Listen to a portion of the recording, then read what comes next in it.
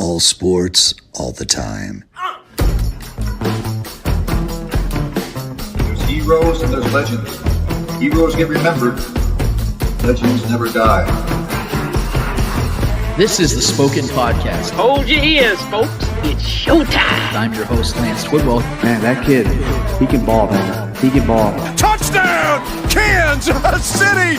Patrick freaking Mahomes, baby! Let's talk some sports, because that's what we're here to do. You are tuned in to The Spoken.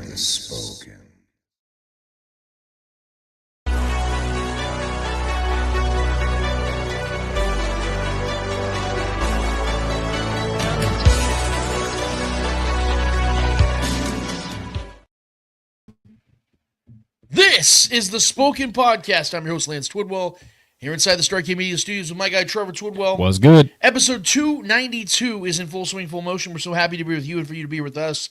Whether you are live streaming, whether you are podcasting, or whether you are YouTubing, I want to thank you so much for taking the time to be with us in this motherfucking time, because we have a massive show for you guys today. I don't know if you guys are ready for it. I know I'm ready for it, Trevor. I think I speak for you when I say you're ready for it as well, my guy. I don't know if you guys noticed, but I got my tuxedo t-shirt on today. It's very Talladega Nights of me, because I like to, party, but also have, be professional at the same time. I like to play play a lead singer for Leonard Skinner, and I have like wings on my back, you know what I mean? Like, I'm just hammered drunk in the front. No, this is an all business show this week, guys, because as we know, this is a big week. This is a very big week. This is the Chiefs versus Bills. We're going to be talking a lot about that today. I hope you guys are ready for it, because it's going to be a show that we have been waiting for all season long. We know that everyone has marked their calendars on both sides of the equation, so I hope you guys are ready for this. And Bills fans, if you guys are watching, if you're listening to this, thank you so much for chiming in as well. We'd love for you guys to be a part of the show. It is all fun around here all the time, so don't feel bad if you want to come in here and do what you got to do. Like I said, it's all fun. We leave it on the field. We have fun as fans. That is what it's all about. Bills Mafia, you are always welcome on the chat in this show. As you guys know, we also have we hand out L's at the end of every single show. We always open up shows with a little bit of a conversation that we like to kind of get warmed up with. But you guys know, and I'd say at the top of every single show, and I'd say at the bottom of every single show, if you've not already done it, to go to our YouTube channel, hit the Spoken Podcast, like, subscribe, share, notify, all those fun buttons that we need you to push to help us out. But no button helps us more than the comment button. We very much appreciate when you guys get in the chat when we're doing the show, especially. That is why we have an entire segment dedicated to you guys, which is called Speak It, where you guys get to take over the show for an entire segment where you guys ask us questions and we give you guys our most authentic responses as possible. That is what we do at this show. That is what we're known for at The Spoken. That is literally why 15 years ago when I started the page that this show came from, that's why I called it The Spoken, because I wanted it to be a platform for everybody to have an opportunity for their voices to be heard, to be spoken. And that is what we do here, and that is what we're going to continue to do. So join us. Everybody's a part of this thing. I don't care where you're from, what you're doing, going on. We thank you so much for being here with us, guys. We very much appreciate it. Trevor, how you doing this week, brother? Doing good, man. It's the game of the year, right? So going into this week, we've been waiting for this one. This one's been marked on our calendar, so I'm excited to talk some ball today. Specifically about this game, and then recapping on some unlikely ways of winning football games. But yeah, man, we're here. It's been a long week, but the weekend is here, and I'm here for it, bro. Absolutely. So without further ado, Trevor, it is time for Lance Rants. Gotta scream! Yeah! We're back on motion! From out to the new beat!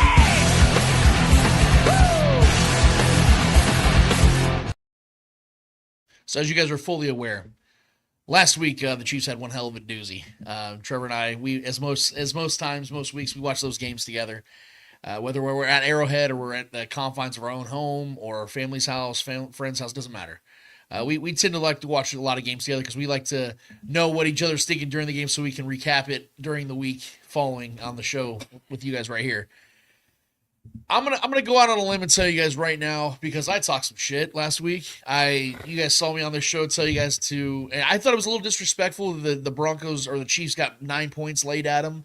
I thought that was going to be a closer game than that. In regards to, how it was going to start off, I thought that was just a little bit too heavy of a line. Even though I had the Chiefs winning comfortably at the end, I thought that was just too high of a stake. But I liked the Chiefs a lot last week. I thought they were going to show before a big game against the Bills what they were going to do against a divisional foe that I just think they're simply better than. But I'm going to come here today. I'm going to start off by giving the Broncos a ton of credit, a ton of respect, because they deserve it. I thought the Broncos came into that game looking like a team that was not intimidated by the pressure and expectation of going against a team like the Chiefs, trying to be the first team to beat the Chiefs in almost a calendar year. There was a lot. I know that the Chiefs are the ones that have all the pressure on them because they're the undefeated team and they're the team trying to three-peat. But there is a certain level of magnitude that comes with playing the Chiefs. You want to be that team that knocks them off. And the Broncos had a very good opportunity. They came in with a hell of a game plan. Bo Nix was playing his ass off. Yep. The defense was unbelievable. And I was disrespecting that defense last week. I was saying, you, man. And you're right, Trevor, you nailed it. You tried to warn me. And I was on the edge of basically just giving two birds to this defense, saying they haven't faced anybody. The only good offense they faced this year, they got clapped by, and they did. This is factual. Ravens. The week before they played the Ravens and got just absolutely clapped. They come into Arrowhead with no fear. They come in here with a hell of a game plan. They rush. They hit the Chiefs at their weakest points of attack. Went after the left tackle position, which we'll talk about in a second. But they went after the Chiefs, and it was working. For the majority of that game, it felt like the Broncos were going to win. That was the first time all season it felt like the Chiefs were probably going to lose. Even though I think we all knew deep down, Trevor, like the Chiefs were going to find a way, it felt like one of those games like, yeah, this might be that week.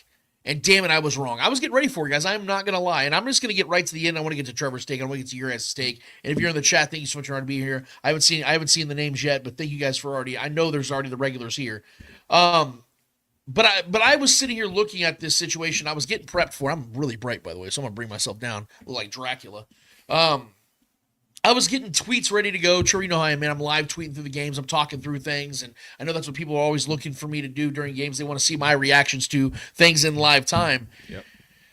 And I'm sitting here tweeting this last tweet, and we're right at the end. The Broncos are driving. I'm like, man, they're gonna chip this down all the way until there's no time left. They're gonna kick a field goal, and this is the perfect way to beat Patrick Mahomes. Everyone's always trying to figure out a way to beat Patrick Mahomes. Well, that's the way to do it. Keep him off the damn field.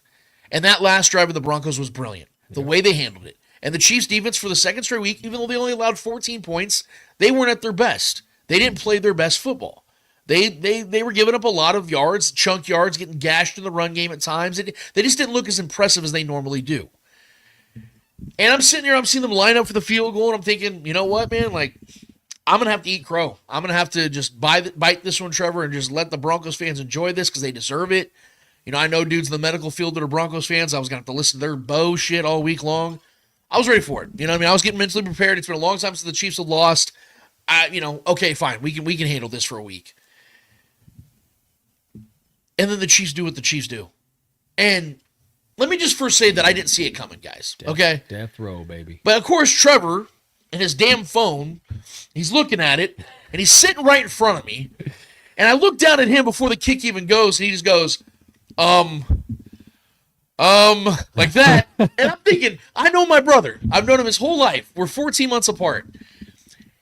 If the Chiefs lost and when our TV's just a little delayed, that man ain't saying shit right now. This man is going to stay in his silence just like I am. We're just going to eat this. But this man's sitting here saying, like 15 damn times. With the biggest eyes possible. And all of a sudden I knew something's about to happen. Something, I don't know what it's going to be, but the Chiefs are just going to do something right here. And what do you freaking know? Leo Chenal blows through the offensive line and slaps that shit like Dikembe Mutombo. Not today. And the Chiefs win the damn game. Now, I will say this, Trevor. I kept saying, because we were celebrating, we're going crazy. We're doing our thing. We're having fun with all this stuff, and we finally collect ourselves. And I just kept saying, man, how lucky were the Chiefs? How lucky were they? But then as the week went on, dude, I started really thinking about this week.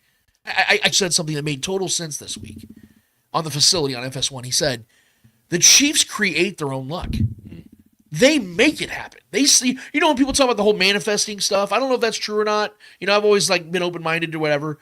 But people always talk about, I manifest this. I put this toward, I speak forward to this, and I think it's going to happen. Sure. That's literally what Leo Chenal did. Leo Chenal told Mike Pinnell before the play, I'm blocking this bitch. And what did Leo Chenal do? He blocked that bitch. Yeah. He, and Pat McAfee broke this down perfectly. He showed that throughout the game when the Chiefs were in special teams trying to block field goals or block punts, they were looking for the weak spot. They were trying to find the weak guy. I believe there was a mic'd up moment of Kareem Hunt saying that they're going to block it. Yes. Yeah. And McCole Hardman talking to D-Hop about it because D-Hop's like, man, we're going to lose. Yeah. And McCole's like, nah, man, we've seen crazier things. And what happens? This team's different, man. Exactly. So we can sit here and say they were lucky, but see what happened is they were studying the whole game. Where is the weak spot on their special teams? They were offensive almost line? getting there all game on all the other kicks. And Pat McAfee said that number 54, which is the guy that Leo Chenal knocked on his ass, Yeah. he said they were looking for that guy all game. It was kind of like, in Waterboy when the punter or the kicker is looking for the guy to onside kick to, and he's shaking. There's my bench. Like, he found him. He found his guy. The weak link. He found the weak link. And they blew right through him. He said, McAfee said, it's the worst stance I've ever seen from an offensive lineman ever. Got absolutely just knocked on his ass, and Leo just dove over John Cena style and just knocked that ball down and game over. Unreal, man. So we can call it luck. You can call it whatever the hell you want. You know what I call it? I call it 9-0. And teams like this, and I remember I said this to the whole family, I'm like, in this 15-game winning streak the Chiefs are on right now, hasn't it felt like they've just won in like every single way imaginable? Every way. Walk-off touchdowns, field goals at the end of the game, big defensive stand at the end of the game to stop them, blocked field goals, which, by the way, I don't know if you knew this, that has only happened 5 times in that specific scenario. A walk-off blocked field As goal. Mitch Holtis would call it, a block-off. Yes, that was perfect. 5 times in the last 30 seasons. That's only happened 5 times in the last 30 seasons. And every single other one except this one for the Chiefs was at least 45 yards or beyond. Which means that, when you're further away, you have to kick it shorter. You have to kick it, it can't go as high up. Yeah. Drive it a little So bit. this is a chip shot, which you can kick the ball as high as you want. It'll just loft over the, the pylon. Well, yeah, Leo got up on that. He got up on that. Yeah, jumped white up. man can jump, I guess. I don't know. He's a But freak, man. regardless, guys, the point is that this team, Emmanuel Ocho was 100% correct. This team creates their own luck. They find their own way. It's called preparation. It's called preparation. It's called coaching. It's called being ready in season and out for what is to come. The game was ugly. The Chiefs did not deserve to win. But you know who did deserve to win? Leo Chenal. That's why Andy said after the game, I'm going to treat you to a cheeseburger, dadgummit, because you're the one that got this done for us, bro. There's always somebody else. Remember, I'm not taking credit for this because I was wrong. But I said this game was going to be won by the others. I mean, we talked about this. About Noah Gray's going to have a big play. Yeah. McCole Hardman will have a big play. Who, by the way, they both played their part in this game and won the game, helped win the game. But it was one of the others. Leo Chenal is one of the others, a role player that went in there and played like a star in a big moment. And that is why this team is 9-0, moving on, going to Buffalo, feeling as good as they have all season long. What was your takeaway in this game, Trev? When we say Leo Chenal is one of the others, but he might be the best linebacker on this team. You might be right. The guy is insane. The way that they can use him in all these different ways, he's so versatile. What a boring, not boring, but what a grueling game we should have expected. We should have expected the game to be this way. No one even got to 20 points. It was just one of those games. Here we are again. The Chiefs holding teams under, 24 points again, 24, 25 points again. They only had 14 points. So, it was a defensive showdown. Kareem Hunt played well. Travis Kelce played well. D-Hop played good enough. Pat looked good overall, but my takeaway from the game is our red zone struggles just, are so inconsistent. We'll have one week where Kareem's going off like we had the week before last. We were getting touchdowns. But here we are again. Granted, I had respect for that Denver defense. I've watched a healthy amount of them this year so far, and I've really liked what that defense has done. Schematically, Vance Joseph has that team humming defensively outside of 1 week. So, I knew it was going to be a challenge. I did predict that we would win by, I think, 10 points, but at the same time, that's why I expected like a defensive touchdown or something like that. I was hoping one of those things would happen. We would have been pretty close to that. But, overall, it was just a typical divisional game. This is how these teams, play each other. The Chargers earlier this year, too, nail-biter of a game. We were trailing 99% of that game until the very end, right? And we ended up pulling away from the Chargers. Walk-off, blocked field goal to beat the Broncos. These divisional games are getting tougher and tougher, and, we're in a place with this Chiefs, this Chiefs team isn't blowing teams out in this division like we used to. All these games have been pretty competitive. The Raiders game was a little less competitive. That was an ugly game still, but they've all been ugly games. Right. So I think we should just expect that, and I just expect the Chiefs to win, but just win ugly, but win nonetheless, and that's all that matters right now. This team just continues to find ways to win. We've defeated all 3 of our division. We're 3-0 in the division in 3 different ways. The way we won all 3 of those games are just in different ways. But overall positive. The offense, I just want us to finish drives more. But we were moving the ball between the 20s just fine. And I think that's kind of what Denver was allowing us to do, and they tightened up in the red zone. We've got to find ways to outsmart defenses in the red zone. When things have gotten tight, we get tight. And that's where we need to take the fight to them in the red zone, whether it's just smash mouth with Kareem Hunt and just run the ball 3 straight times if we're on the goal line. I'm cool with that. Get touchdowns. That's my hang up here, man. We leave too much points. We left 2 touchdowns. Pat left 2 touchdowns on the field.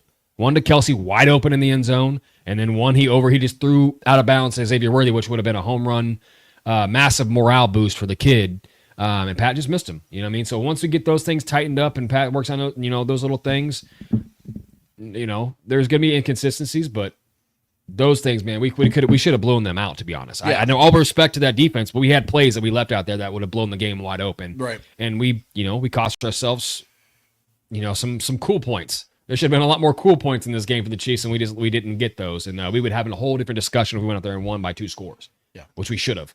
Instead of having to deal and figure out a way to block a field goal to walk off, even though we did, which is amazing.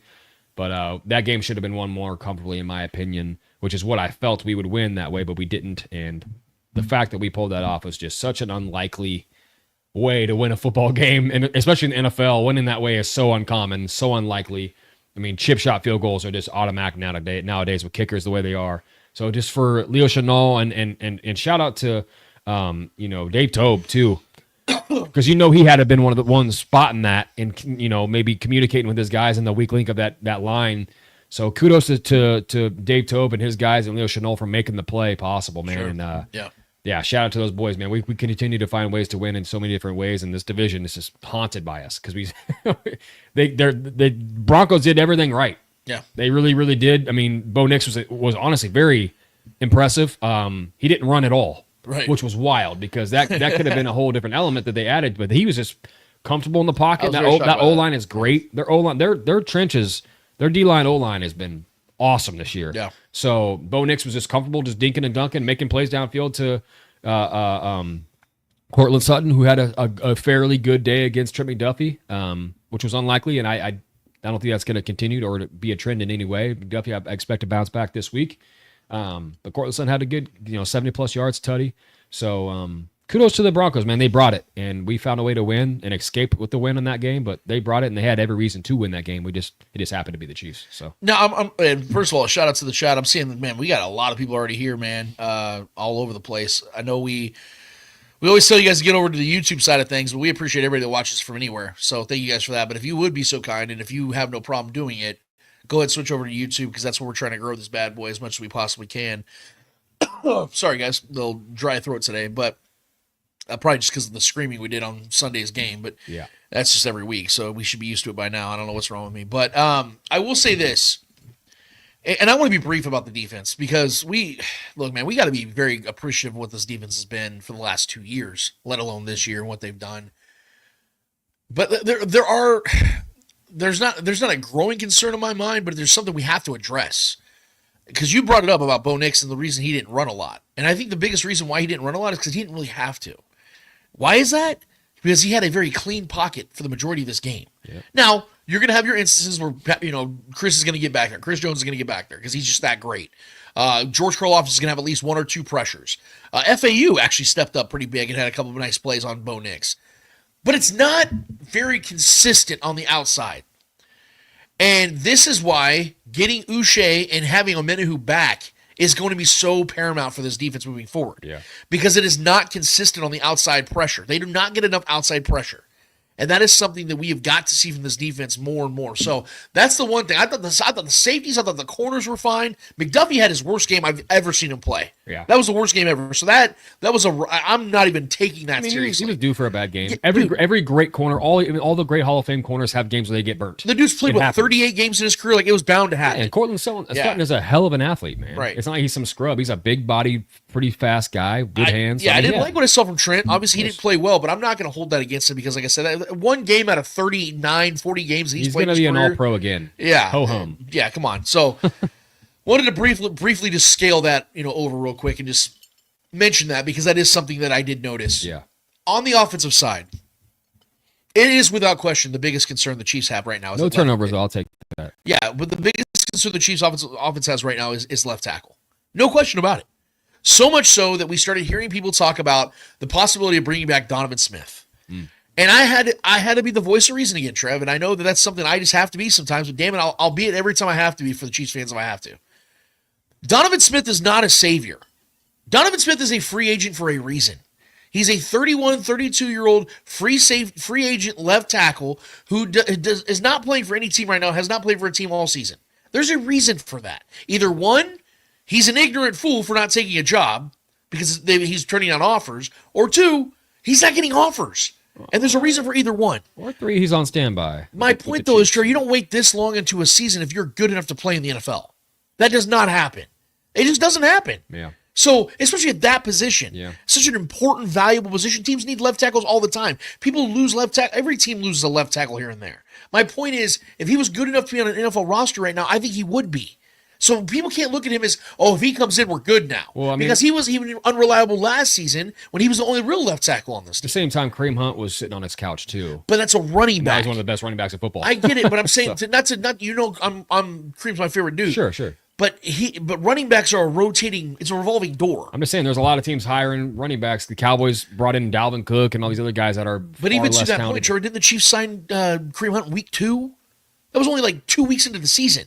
Because Isaiah Pacheco got hurt in the Bengals game. Yeah. The next day they signed Kareem Hunt. That wasn't even a month into the season. That's my point. Donovan Smith should have been signed a month ago.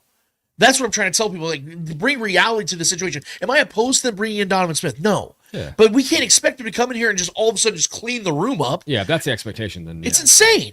So people are asking me, we talked about this on Arrowhead Allies with Pat Mahomes Sr., which, by the way, was an awesome show. You guys should definitely go watch it when the show's over Shout today. out to Silky P. Yeah, we love Pat, man. We're going to get him back on the show, I promise, guys. But this is, everybody asks me, okay, so Lance, what's the solution? What do you do at left tackle? Trev, I'm going to die on the hill forever. Oh, no. I'm going to. And I'm doing it proudly.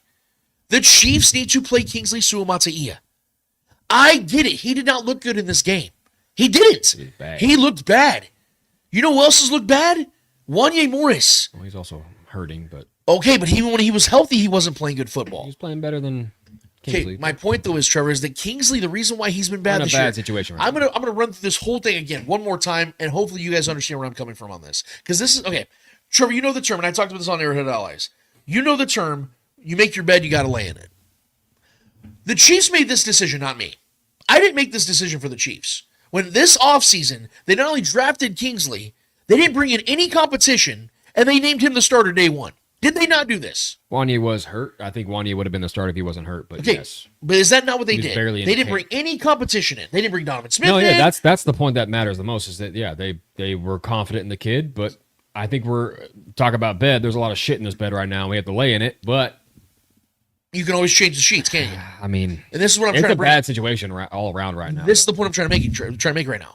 If there is no real solution, you have to lean into what you have and make the most of it. So what you have to do right now is you drafted this kid to be your left tackle, correct? I just don't. Okay, hold on. Just hear my theory out real quick and tell me if you agree or disagree, and then I want to hear your solution. With Kingsley, he's played 8 quarters so far in his career, and he's not looked good.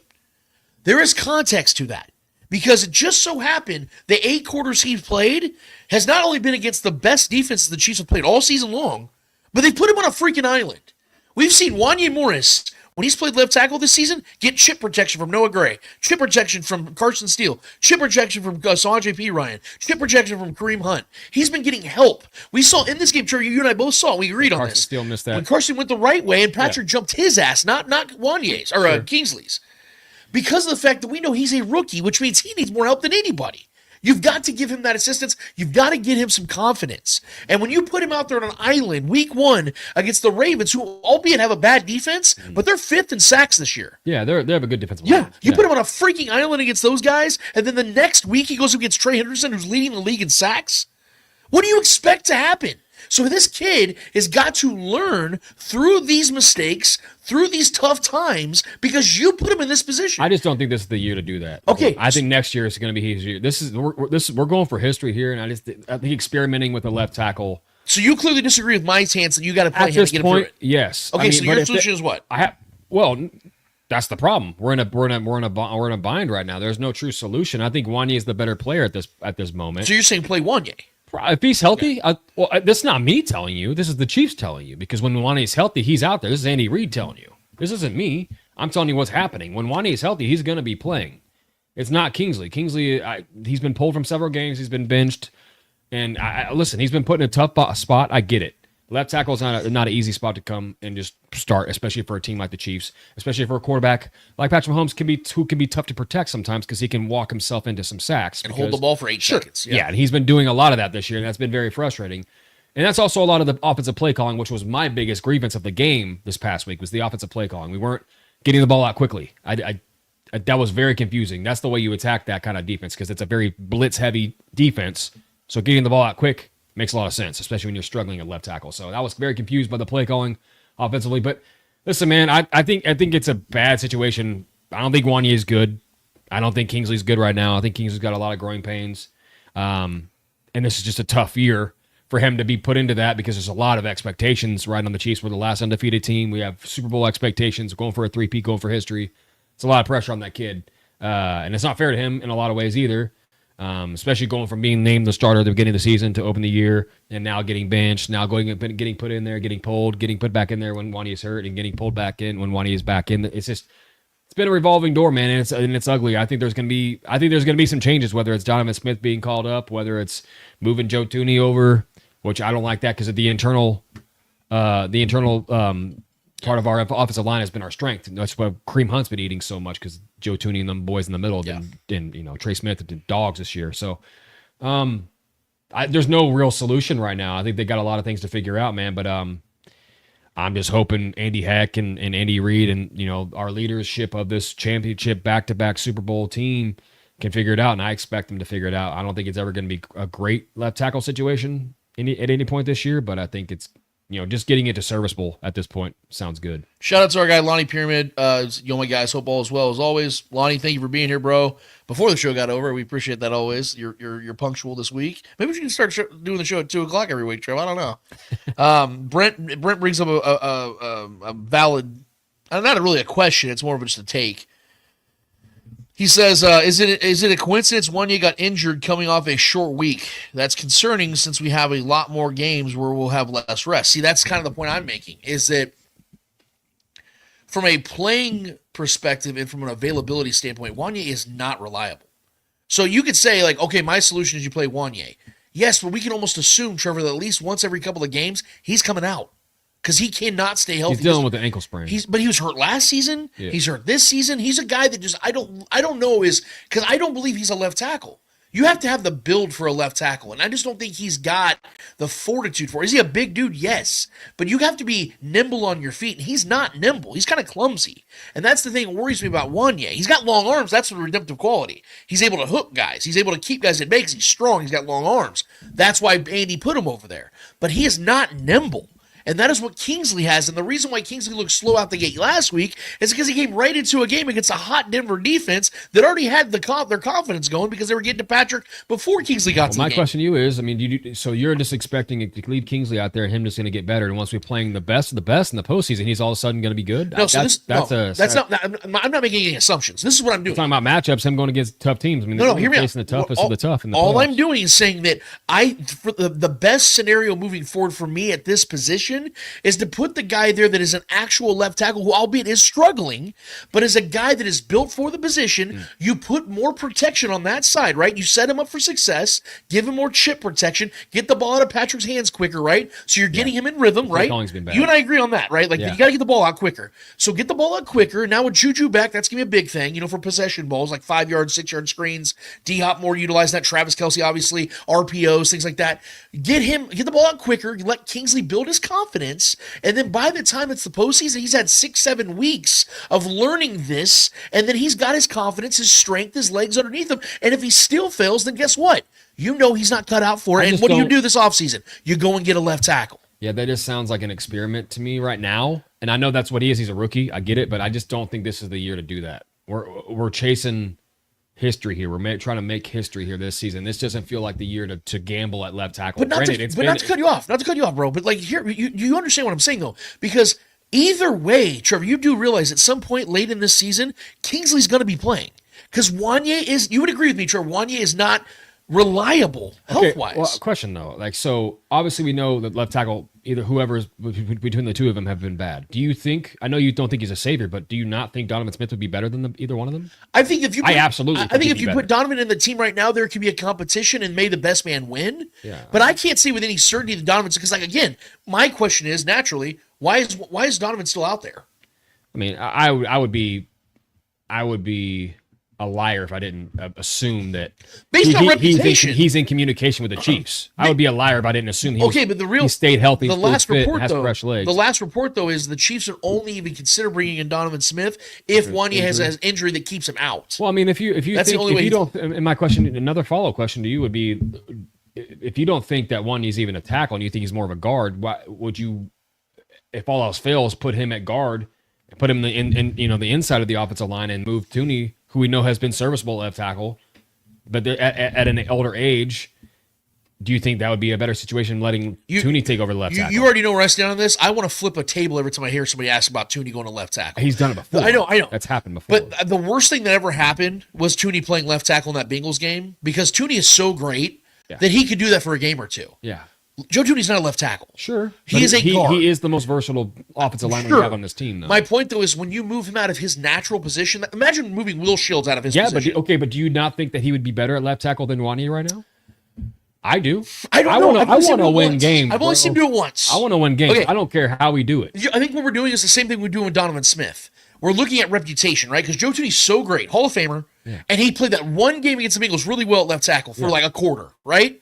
So we automatically assume he could do that for 6-7 weeks in a row. Will eventually figure out his weaknesses at left tackle. Exactly. For sure. He's not a natural left tackle. But again, begs the question: do you think even with all that being said about Joe Tooney not being a true left tackle, obviously, if he's better than the options that we have right now, you have to think about what you're giving and up. then is Wanya going to be a weak link in the middle of the field? Is that going to affect the running game? That's what I'm saying. Sure. Because the question you have to ask yourself shitty situation is, when you move that piece, that cog out of the middle of your offensive line that's been so elite, right? Then you have to you're saying, all right, we're basically sacrificing our run game. Yeah. Because it's been so important for this upfront him and Trey run Smith game. are just bullies. So I would rather keep the way. This is my entire point, bro. Is I could see the Chiefs adjusting to having a spry, inexperienced, green, albeit bad right now, left tackle to work through that, than to have a guy out there that's keeping this tackle from developing, who gets hurt again, and this tackle has to come in anyway, and he's even more green because he's had less time to experience by the time the postseason gets here. Because what are we both focusing on? The postseason, right? Of course. I want Kingsley to be as prepared for the postseason as possible. The only way that's going to happen is if he's playing. I know he sucks right now. But, dude, you know who else has been sucky this year? Xavier Worthy. He's got to keep playing because why? We believe that Xavier Worthy can eventually develop into something in this offense. You got to give the guys snaps. I mean, the draft, it's a little different. We invested a little bit more into Xavier Worthy, and obviously we've had a massive injury bug in the receiver core. So, I mean, his dependency on him becoming something is far more important for that room. We're just dealing with bad play at the left tackle position. Kingsley's had his opportunities, and he hasn't looked too good in his opportunities. But has he? Let's be real. Like, he had Kingsley's 2 been games. Bad. He's been bad. Objectively again, bad. Trevor, but let me believe this. If Kingsley, and we're going to move on in just a second. Yeah. If Kingsley would have been this bad against the Falcons, I'd be like, you know what? And I've told you this. Against a bad pass rush, he looked that bad. Yeah, this is worrying me. He went against 2 top 5 pass rushes. At least Hendrickson being a top dog. Yeah. And then the Ravens in his first 2 games without any protection. And I'm supposed to sit here and say, yeah, we saw enough.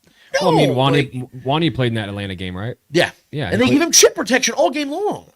I mean, okay. But Wanya played well in that game. He did. Granted, with the chip protection and all. So I think we need to just kind of take that with because we've talked about Wanya not looking good at certain moments as well and being banged up. Yeah. But when Wanya's played, I think he's been serviceable. More serviceable as far as. And look, man, like I said, I just want to win games. I don't care what name is on the back of the jersey, what number the jersey is.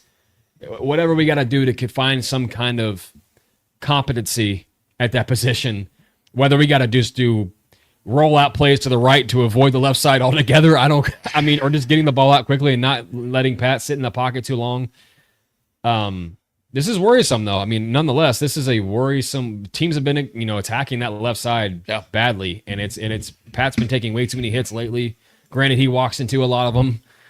He'll take 6-7 steps drop back steps and just kind of sit and not move around. And it's been a combination of things that have hurt this team, honestly. And Pat's not, guilt free. So our guy, not to interrupt. Sorry, Trev. Tony Russell, he dropped a take. In my opinion, fellas, Kingsley needs to sit unless needed, get stronger and more agile at his position, work on the passing, blocking, and footwork. Just saying. Okay, Tony, I totally respect your take here, man.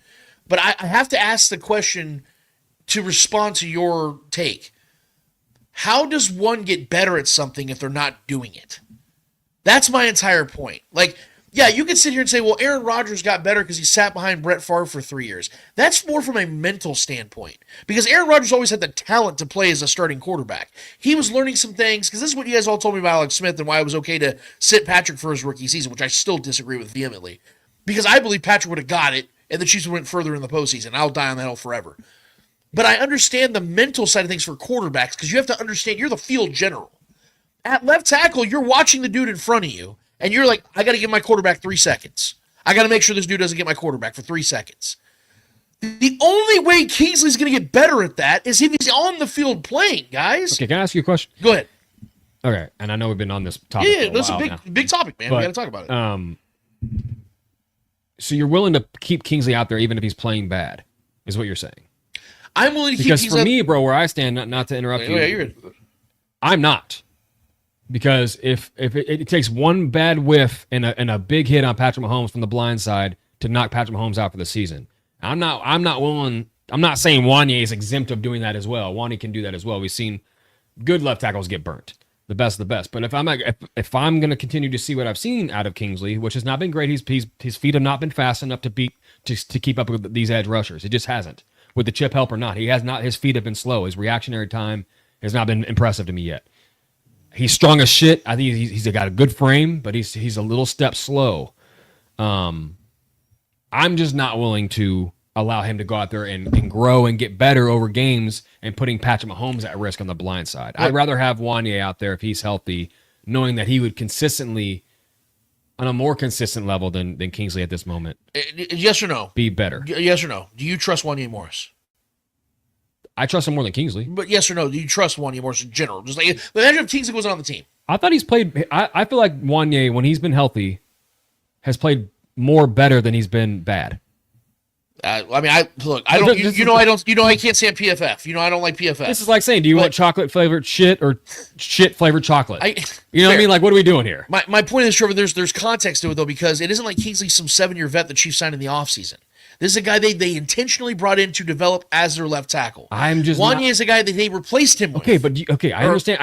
They replaced Ďaña. It's a double-edged sword, though. I mean, you want the development of Kingsley, I was going to tell you but that comes at the risk of Patrick Mahomes as well. Again, the reason why I'm sticking with Kingsley, Trevor, is because that's supposed to be your future, first of all, and two, that can wait, bro. This season, that can wait. Okay, but hold on. Again, you would say, Trevor, there's probably a really good chance that Ďaña is going to get hurt again, right? I mean, sure. Okay. Yeah, so how about just wild thought here? You remove that potential. You develop the guy that you started the season with as your left tackle, who's supposed to be your future guy, and you adapt your offense to what's going on, because that's what the Chiefs have been doing forever, right? They lost Rashee Rice, Hollywood Brown before the season started, right? They lost all these people, and they've adjusted their offense for a run-centric offense, right? Okay, so if you have a left tackle who's struggling right now, send chip protection, get the ball out quicker, run the ball more, and all of a sudden you've adjusted to it, and this dude's developing his game. As opposed to him sitting on the sidelines, you're playing the same stagnant style of offense, and this dude's going to get hurt anyway, and this dude's going to come in anyway, and he's going to be that much further behind because he hasn't played. So the point I'm trying to make, Trevor, is I want the guy in there that has the most potential, because I believe in this coaching staff.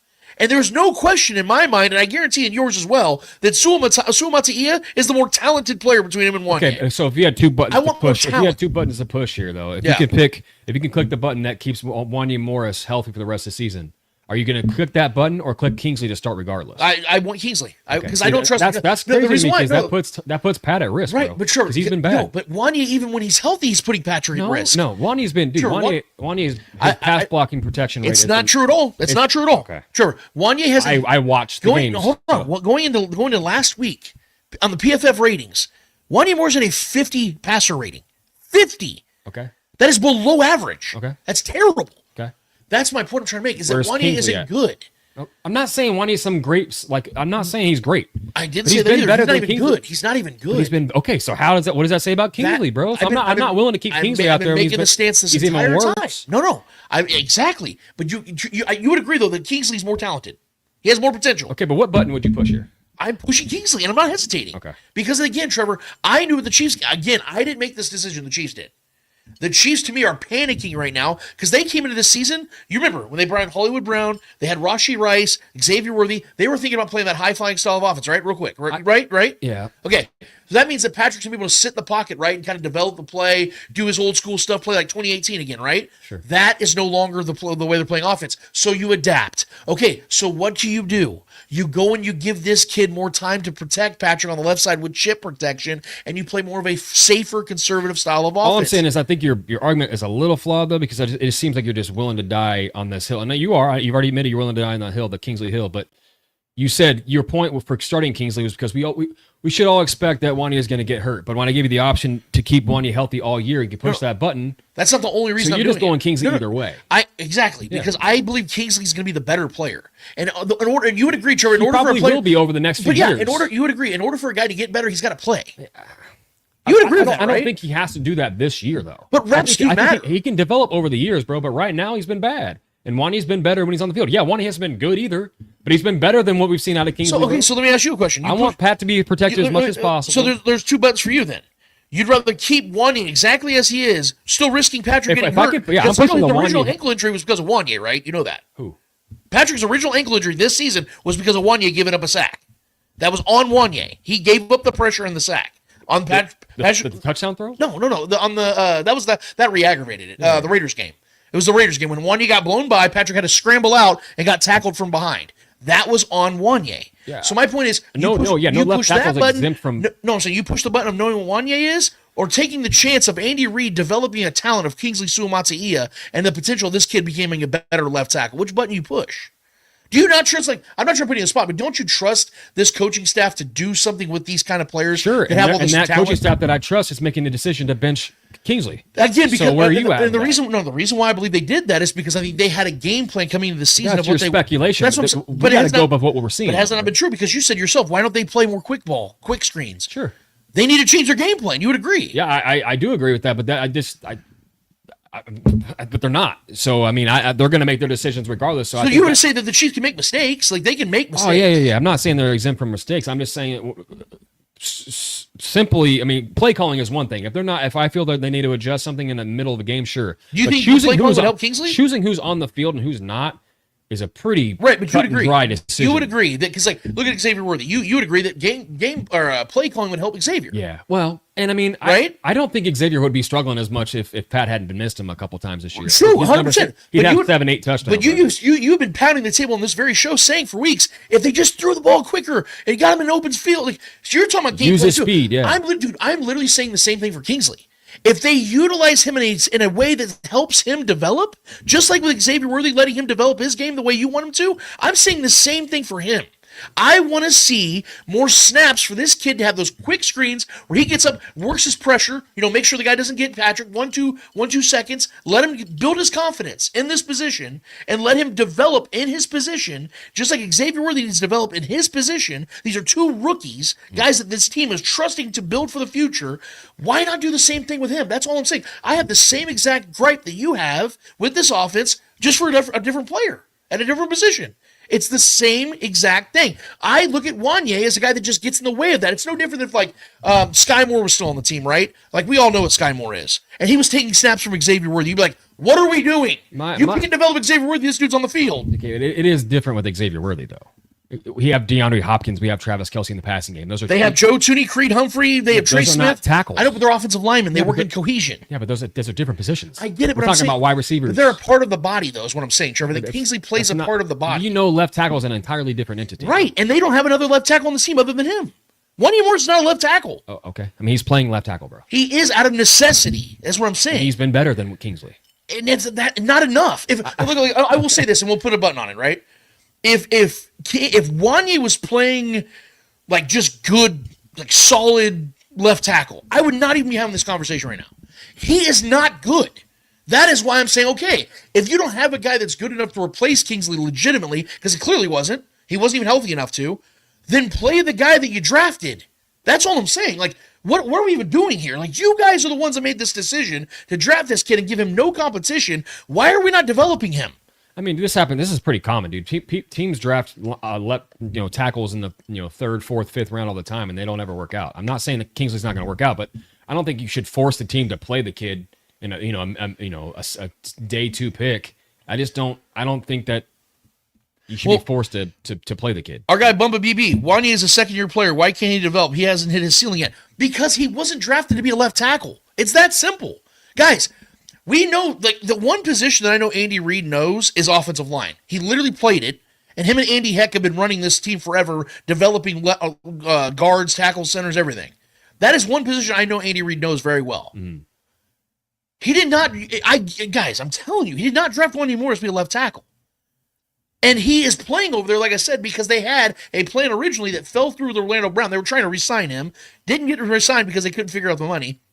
And then Wanya had to go and fill in the role because Donovan Smith got hurt, who they signed in, June of 2023? You know what I mean? Like, they had multiple plans that had nothing to do with Wanya. Wanya just got thrown over there because he was a body. Personally, I hope they go get Donovan Smith, in my opinion. Because that would tell me that the team is admitting that they need help and that the team is willing to do what it takes to get better. Honestly, that's where I'm at. And I'm okay with if they start Kingsley too. If they think Kingsley's had a good week of practice and he's looking good going into a game and they want to start him, yeah, I'm all for that too. Dude, at the end of the day, I want to win games, bro. I don't care how we do it. I want to win games. I want to win games. I want to beat this Bills team, and we're going to talk about that game here in a minute.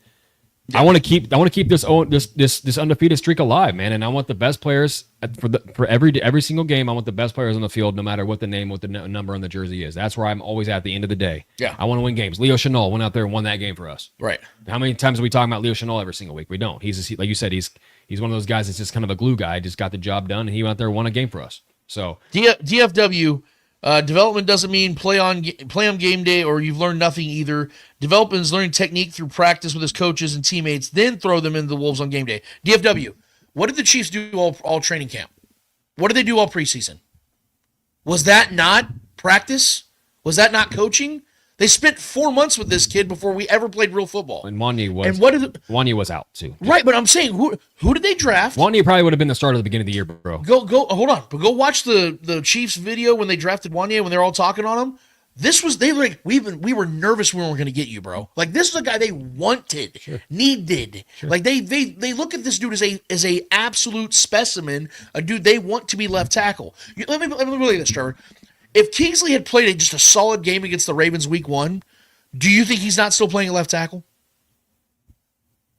Okay, but you do admit, like you said, that this team, the Chiefs can make mistakes. This is also the Chiefs front office that called Kadarius Toney our wide receiver 1. Yeah. You know what I mean? So we do got to take everything with a grain of salt and listen, man, like we could talk a player up all we want, but if it's not showing up on the field on Sunday, we got to reevaluate. I agree with you. That's the thing. I'm not trying to, guys, what I'm not trying to say here is Kingsley is 100% great. Yeah. You guys are all wrong. He's a Hall of Famer. I'm not saying any of that. All I'm saying is we need to figure out what he is. You know what I mean? Like, I just want to see what he is so I can then say, I was wrong. Yeah.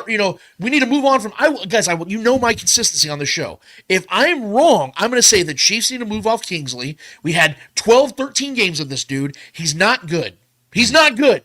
Move off. Go get another left tackle, bring in Donovan Smith. I don't care. Figure something else out. I would literally sit here on this show and say that, and I would eat crow forever. But I also want to have the chance of saying, guys, see? He needed 5-6 games, and now look at him. Dude's killing it because he found his wings. He found his feet. He got himself an opportunity, and he got his confidence. Like, that happens all the time in the NFL, guys, where dudes have slow starts out the gate, and then they become something special. I believe that Kingsley can be that. I'm not giving up on this dude because I know he's got the talent, and I believe in this coaching staff. Definitely not giving up on him. You're being rational about it. I get it. I think we're at two ends of a different rational take. Yeah. So, like, for me, because you believe in Xavier more than I do. You believe in his development. A little more than I do. I mean, Xavier's dynamic. Pat's just missed him a couple times, and he's fucked up. He fucked up a play a couple weeks ago where he should have had 2 back-to-back weeks of big-time touchdowns, bro. No, you're right. And one was his fault, one wasn't. So We'll get to Xavier and then I appreciate all the back and forth, man. These are great comments. You guys need to keep them coming because we do need to move on.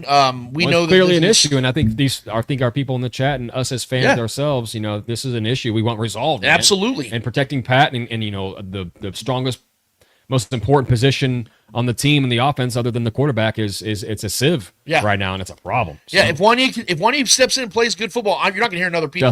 Dustin Norton says next topic. Yeah, we're getting there, Dustin. I promise. Sorry, guys. You guys know how we get, man. We have a passionate conversation. We keep it rolling, man. This is our lives. Trust me. Off air, on air, doesn't matter. This is who we are, guys. You would think we were Italians or something. We are sick. Sick thoughts. So we kind of got a big game this week, and I know that you guys want to talk about it. I know that we definitely want to talk about it. We've been waiting all along. Chiefs are going to Buffalo, Highmark Stadium, to take on the Buffalo Bills. The line right now is the Bills -2. The over-under is at 46. They're expecting this to be a marginally decent scoring game. This is the second time this season the Chiefs have come in as an underdog against an opponent. I think the 49ers were the last time since then. Chiefs won that game 28-18. Yep. I believe that Patrick Mahomes in his career as a underdog is like 12-1 against the spread. He's 11. I think something like it. As a straight up dog, he's like 11-3. Yeah, career. Yeah. Against the spread though, I think he's like 12-1. Insane. Yeah. The point is, this is exactly where the Chiefs want to be. Exactly where the Chiefs want to be. 100%. If you guys watched our original prediction show before the season, which I highly recommend you go back and check, because Trevor and I were really right and really wrong about a lot of stuff. Mostly wrong for me. But there's a couple that I actually did nail to this point. And one of those was I told you guys the Chiefs were going to start the season off 9-0. I said the Chiefs are going to roll through their first 9 games because I thought they were going to be more offensively sound, so I thought they're going to score a lot of points and just kind of beat people down a little bit. Kind of a breath of fresh air. Hasn't been like that for a couple of years, but the Chiefs are going to get back to that scoring ways. Obviously, they've lost a plethora of their starting offensive skill position players. That's just not the reality of the situation. But they continue to win games in whatever way, however way they can. And they still are 9-0. Pissing off the masses. Yes. And here we are. And I told you guys this was going to be the first time all season the Chiefs took an L. Because of the fact that the Buffalo Bills, in my eyes, at the beginning of the season, were going to be a team that were going to be fighting for their lives still. I thought they were going to be right around 500 at this point of the season. A team that's fighting for their playoff hopes. A team that's looking to try to get somehow back in the divisional fight of things. Because I was big on the Jets this year. Do not ask why. But I was big on the Jets this year. You and me both. And I look at the context now, and the context is way different. The Chiefs don't have that high-flying, powered offense. They continue to lose players. We saw that the Chiefs will not have their elite kicker, Harrison Butker, for the next 3 to 4 weeks. He was put on IR because of a meniscus tear. They cleaned that up. Looks to be good. It's not his kicking leg. It's his plant leg, which is always better. He will make a full recovery. He will be back before the playoffs start, which is obviously great news, but it sucks to not have him in a game like this, which is probably going to be the last big game of the season for the Chiefs. Maybe the Steelers game. We'll get to that when we get to that on Christmas. The point is, this was that game where I was like, you know what? I'm going to pick the Chiefs to lose it because I feel that this game is going to matter more to the Bills. I think the Chiefs are going to be well on their way to the 1 seed. This is going to be the Bills' Super Bowl. The Bills are going to be hungry and ready to go, probably a healthy team, and they'll fight and they'll claw and they'll get a really close victory. And all the way up to this week, I have been sticking with that because you know what? I am a man of integrity, and I am somebody that believes that context matters, which is why I'm picking the Chiefs. Let's fucking go. This is a different kind of matchup than what I expected coming in. Integrity these nuts. Integrity these nuts. And honestly, I think I'm actually maintaining my integrity by changing my pick. Yeah. Because of the fact that the Bills are coming to this game absolutely hobbled. Now, we know the Chiefs are always hobbled, but they continue to find ways to overcome that. That's not the reality for every single team. We're getting healthier. I don't know if you saw, Trevor, that John Harrison put it in the chat. I'm going to go find it real quick. About the injuries? Yes, if we can put that on the screen real quick. Yeah, let me find it. So I'll just read it while you find it. John Harrison put, by the way, he's our MVP. Thank you, Johnny. Info, ... Injury report. Juju and Dana will play for the Chiefs. On the Bills side of things, Coleman, Kincaid, and Milano are all out, and Cooper is questionable with his wrist cast. He's already been having troubles with catching the ball anyway. Yeah. Spencer Brown, the right tackle, is questionable, and their backup is on the IR. Yeah. So, in other words, the Bills are really hurting. Now, it isn't just the injuries that concern me for the Bills. If we look at the Bills team, Trevor, this season, I broke this down on Twitter. I hope you guys are all following me there, man. If you're not, you're missing out on some education. And I'm not trying to brag. I'm just telling you guys the facts. I put a lot of stats out there about why the Chiefs are this, a better team. It's your mom's favorite Twitter account. Go follow it. Right. Ask your mothers about me. It's because of the fact that this. I have to say it, Trent. I just got to talking shit on the Broncos, and I was wrong. But eventually, I'm going to be right, and I really do believe I'm right about this. The Bills are not a team that everybody thinks they are. What do I mean by that, Trevor? Yeah, exactly. Mm-hmm. The Bills haven't beat a team with a winning record since week 1, and it was against the Cardinals, who had the game in their hands. If it was that pass interference call, they'd have won the game on that play. Windy setting. 34-28. The Cardinals were up like 17-0 at one point in that game or something like that. Yeah. And their other 7 wins have come against teams that have a combined a record of 21-45. Versus the Ravens and Texans, the Bills lost by a combined of 58-30.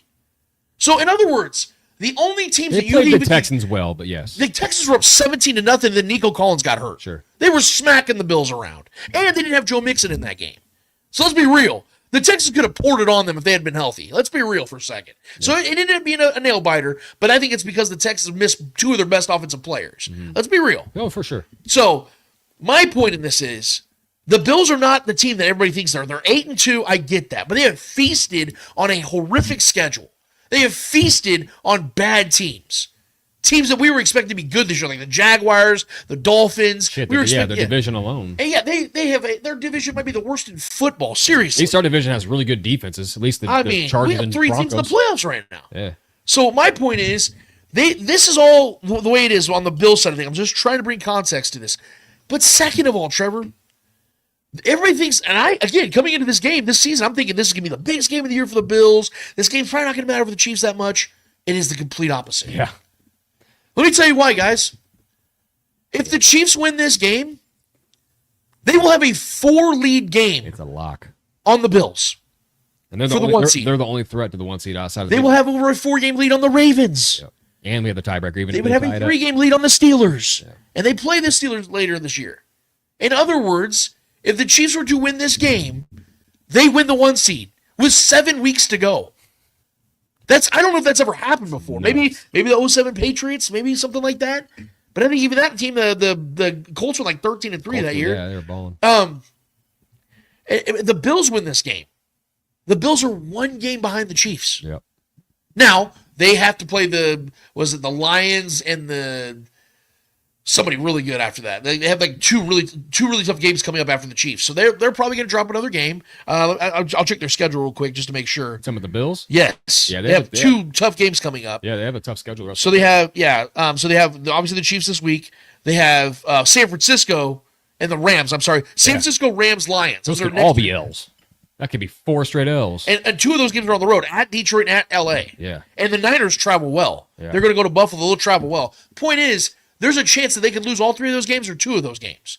So the Chiefs, either way, will probably still get the 1 seed, right? But the Chiefs can literally put it on ice if they win this game. Now, people say, well, how are you going to win a close game against the Bills when you don't have Harrison Butker, who in clutch moments this season is 14 of 15 in field goals, which is the best by far in the NFL. The best kicker in football. Best kicker in football by far. Yeah. But now he's in the kitchen with his wife. And so now we're sitting here, and we're looking at this team having to rely on a guy named Schrader, who came from the Jets, and he did make a 56-yarder in week 1 with the Colts. I will give him that. Yeah. But his college stats, I think he made 68% of his field goals. It was really bad. So the Chiefs are not going to rely on this dude. So now people are asking me, okay, Lance, the Bills have injuries. Yeah, this game means a lot to the Chiefs. How are the Chiefs going to win this game on the road? It's simple. This is the game, Trevor, and I'm going to call it right now. This is the game where Patrick Mahomes puts the shit on the map, where he's the MVP. He puts himself in the MVP, back in the MVP discussion in this game. How does he do it? By scoring 4 touchdowns. The Chiefs score 4 touchdowns in this game, they win. It's that simple. You think he throws 4 touchdowns? Throws 4 touchdowns. I don't think we're going to need to do all that. He doesn't. You know what? You're right. He doesn't need to, but he's going to. And here's the reason why. Because this is a statement game. He's had back-to-back weeks. Now, on the defensive side of things, I want to say this real quick. This is turning up beautifully for the Chiefs, for their defense. Because their last 2 weeks, even though they've only given up an average of like 17, 18 points, they haven't played good football, right? The Buccaneers, what'd they do? Everything was underneath, right? Everything was underneath. They were just getting yak yards, right? Denver Broncos, same thing outside that one big Cortland Sutton play. Everything was underneath. The Chiefs have had 2 straight weeks of studying and collecting data against offenses that are going to play the exact same way the Bills are. The Bills are going to rely on a guy that terrifies me in 𝚂𝙿𝙸𝚂𝙾, who catches the ball 5 yards out of the line of scrimmage and runs for his life. That is the exact same game plan the Bills are going to play. They're going to play a one-dimensional style of offense in this game. They're going to run the ball, and they're going to dump screens off, and Josh Allen make sure to throw the cape on every once in a while. No Dalton Kincaid is big, though. Yes, they have Mac Hollins and 𝚂𝙿𝙸𝙀𝙀. Dawson Knox. You know what I'm saying? Yeah. Dawson Knox washed. He's probably going to score against us, but... So what I'm saying is the Always does. defense has had 2 weeks now to prepare for this exact style of offense the Bills are going to run in this game. And Patrick Mahomes is going up against a defense that, although has been, I think, eighth in the league in red zone defense, since he's gotten DeAndre Hopkins, the Chiefs are 8 of 12 on their red zone trips and touchdowns. That's 67% conversion rate. You know what that would be for the entire season? That'd be 4th best in the league. The Chiefs had the 25th ranked red zone offense before D-Hop. They have the 4th since he came in. And now they get Juju Smith-Schuster back. And we know what Mr. Juju's done against the Bills in his recent times. Slide right back into that Rasheed role. Murdered him. Yeah. In that last game he played against them in 2022. Murdered him. Yep. Now, they're not going to need Juju to be huge in this game when it comes to statistics. No. He just got to make a few key plays. Move those sticks. Which he's going to. He's going to move those sticks. I think Juju scores a touchdown in this game. I like Juju a lot in this game. I like every Chiefs receiver in this game. I love Xavier Worthy in this game. I love Travis Kelce in this game. I fucking love D-Hop in this game because there is nobody outside of Taron Johnson who gives these guys a fucking chance. Which means Kareem Hunt's going to have 250 rushing yards and 4 touchdowns. And maybe he will. You know what? Maybe I'll be wrong, and Patrick doesn't have these 4 touchdowns. And that's why I don't think that Pat's going to have that big a game, which it would be awesome if he did, but to my guy John Harrison's point, which was going to be my point, but he beat me to it, Buffalo's rush defense has given up 120-plus rushing in 6 games, including 140 twice to Miami, 271 to Baltimore. They are susceptible in a run-bad defense and passes over the middle. So, yeah, I think this is definitely set up to be a good offensive performance for the Chiefs, especially coming off of a lackluster one that we thought they left a lot on the field against Denver's good defense. And this is a lesser of a defense, in my opinion. I think Denver's defense is better than Buffalo's. But let me say this real quick, though, to that point, because I do agree. Obviously, the numbers say what they say. But stylistically, like look at the Dolphins run. Look at the Dolphins rush attack. They have speedsters. They have guys that get out on the outside and burn and all that stuff, right? Devon Achane and those guys. That's not the Chiefs' game. They have a slow, physical, dominant running back in Kareem Hunt, right? But if you can chip away 4 or 5 yard rushes, the Chiefs are not going to go away from the run game. I'm saying if they had Isaiah Pacheco back this week, I would agree with you guys and say, they're going to run 30 times this game. I don't think that's going to happen. They've been doing it for 5 straight weeks, bro. I know, but Kareem's going to run the ball 20 times. There is something that tells me, Trevor, because Patrick's been playing better football every week, right? He's been getting gradually better. I think, Trevor, this is that game where he gets that 70-yard touchdown to Xavier Worthy. They finally connect since the Chargers game. It's been since the Chargers game. Yeah. They finally get that down because the one thing the Bills defense doesn't have that the Broncos and other really good defenses have, they don't have that key, like, overtaker Max Crosby type of guy. They have, Russo and Espinosa. Yeah. Good players, really good dudes. They play us well, man, every single time. Those aren't guys that especially dominate games. Rousseau's dominated us a couple times, bro. Rousseau's had Pat's number a few times. I don't see it this time, dude. Yeah. I think the Chiefs go in this game just like they did in the playoffs, where they made that statement, and Patrick played a legendary game. He's got Kelce, who's ignited now, because the offense is you're starting to see Travis Kelce's uptick in production, right? They're starting to utilize him more because they're getting closer to the postseason. Yeah. D-Hop, almost a month down in the offense. Xavier Worthy just chomping at the bit to be a guy that could be a catalyst in this offense. Yeah. Kareem Hunt's been reliable as hell out of the backfield, saved this offense, maybe even saved the season. He's been a top 5 back since he's been on this team. And Juju's back. Like, the fact, I can't stress enough, guys, how big this is to have Juju back in this offense. Because he is such an awesome possession receiver in this offense. I don't know what it is. Dude, he can go anywhere else in the league and disappear. He's very reliable. But in Kansas City, he just works. And I'm telling you, having Patrick for the first time all season is going to have 3 or 4 legit options in the pass game. It hasn't happened all season. Yeah. It's finally here. Bad timing for the Bills because they're banged up on all over. They're getting Kelce at his. He's getting more and more used. Yeah. D-Hop is now comfortable in the offense, knows the offense. Juju's back. Xavier Worthy's ready to go. Everybody's healthy outside of the guys that we already knew weren't healthy. This is a perfect blow-up spot. Like, I get 4 touchdowns. Chiefs win this game. They're not. I think they're going to go for 4 downs. I think when it's like 4th and 1, 4th and 2 on like the 38-yard line, 36-yard line, they're not kicking field goals. They're not going to, hey, Schrader, go make a 57-yarder. Nope. Patrick's going to roll out and run for it and slide. That's what's going to happen in this game. They're going to keep the Bills' offense off the field, limit Josh Allen's possessions, and when you do that, he starts to play panic ball, starts to play hero ball, and what happens? Turnovers, bitch. And that's what's going to happen in this game, Trevor. I was so confident that I was like, man, this is going to be the first loss. But then I look at the matchup, and I look at the way the Chiefs are playing. I see the Bills' fraudulent record and the way they've played against bad teams as opposed to good teams. I can't pick against the Chiefs. Yeah. I can't do it with any conviction. Yeah. I can't pick. I cannot. There's not a single way I can picture the Bills winning this game right now. Unless the Chiefs literally hand it to them. Where they fumble, picks, 3 turnovers. That's the only way this game's going to be lost. If Kadarius Toney, oh wait, he's not on the team anymore. He don't step out of the fucking, he ain't on the side on the line of scrimmage on a touchdown play that would have won the game. Yeah. That guy's gone. Speaking of that, Andy Reid's going to have some things drawn up for these matchups. He does it every single time. Like we talked about this, I said this last week. Every single time we play these teams, whether it's the Bengals, whether it's the Bills, whether it's the Bills are basically a divisional foe at this point. We've seen them 9 times in the last several seasons. So, to the 10 that we've seen the Broncos and Raiders and our other divisional teams. So they're just one last game that we've seen them. So we've seen them so much. Look at this, Trevor. After this Bills game, if the Chiefs win, they put the 1 seed on ice. They have the Panthers, the Raiders, then the Chargers will be a good game. Yeah, there's some. And then the Cleveland Browns. So 3 of their next 4 games are slam dunk wins. So what I'm saying is, this is the game you put it all in. Yeah. You put everything in the bucket. We're getting healthier at the right time too. I know we're getting Juju being back is a bigger deal than people realize, man. It's huge. It really. I know it's Juju, so it's not as exciting as it should be. To most, but for me, this one moves the needle for me. I think I'm with you. This is a good game. This is a good game loading for the passing game for Patrick Mahomes. I just don't think we're going to need to score that much points because I think our defense is going to be bonkers in this game. I think our defense is going to be incredible in this game. This feels like a game we're only going to need to put up 21, 23 points to go smoke them.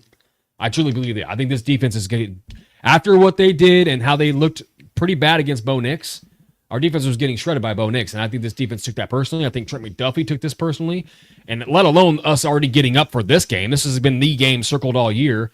Now we're coming off a pretty bad performance defensively. I know we only gave up 14 points last week, but in between the 20s, our defense was getting shredded against Bo Nix. Yep.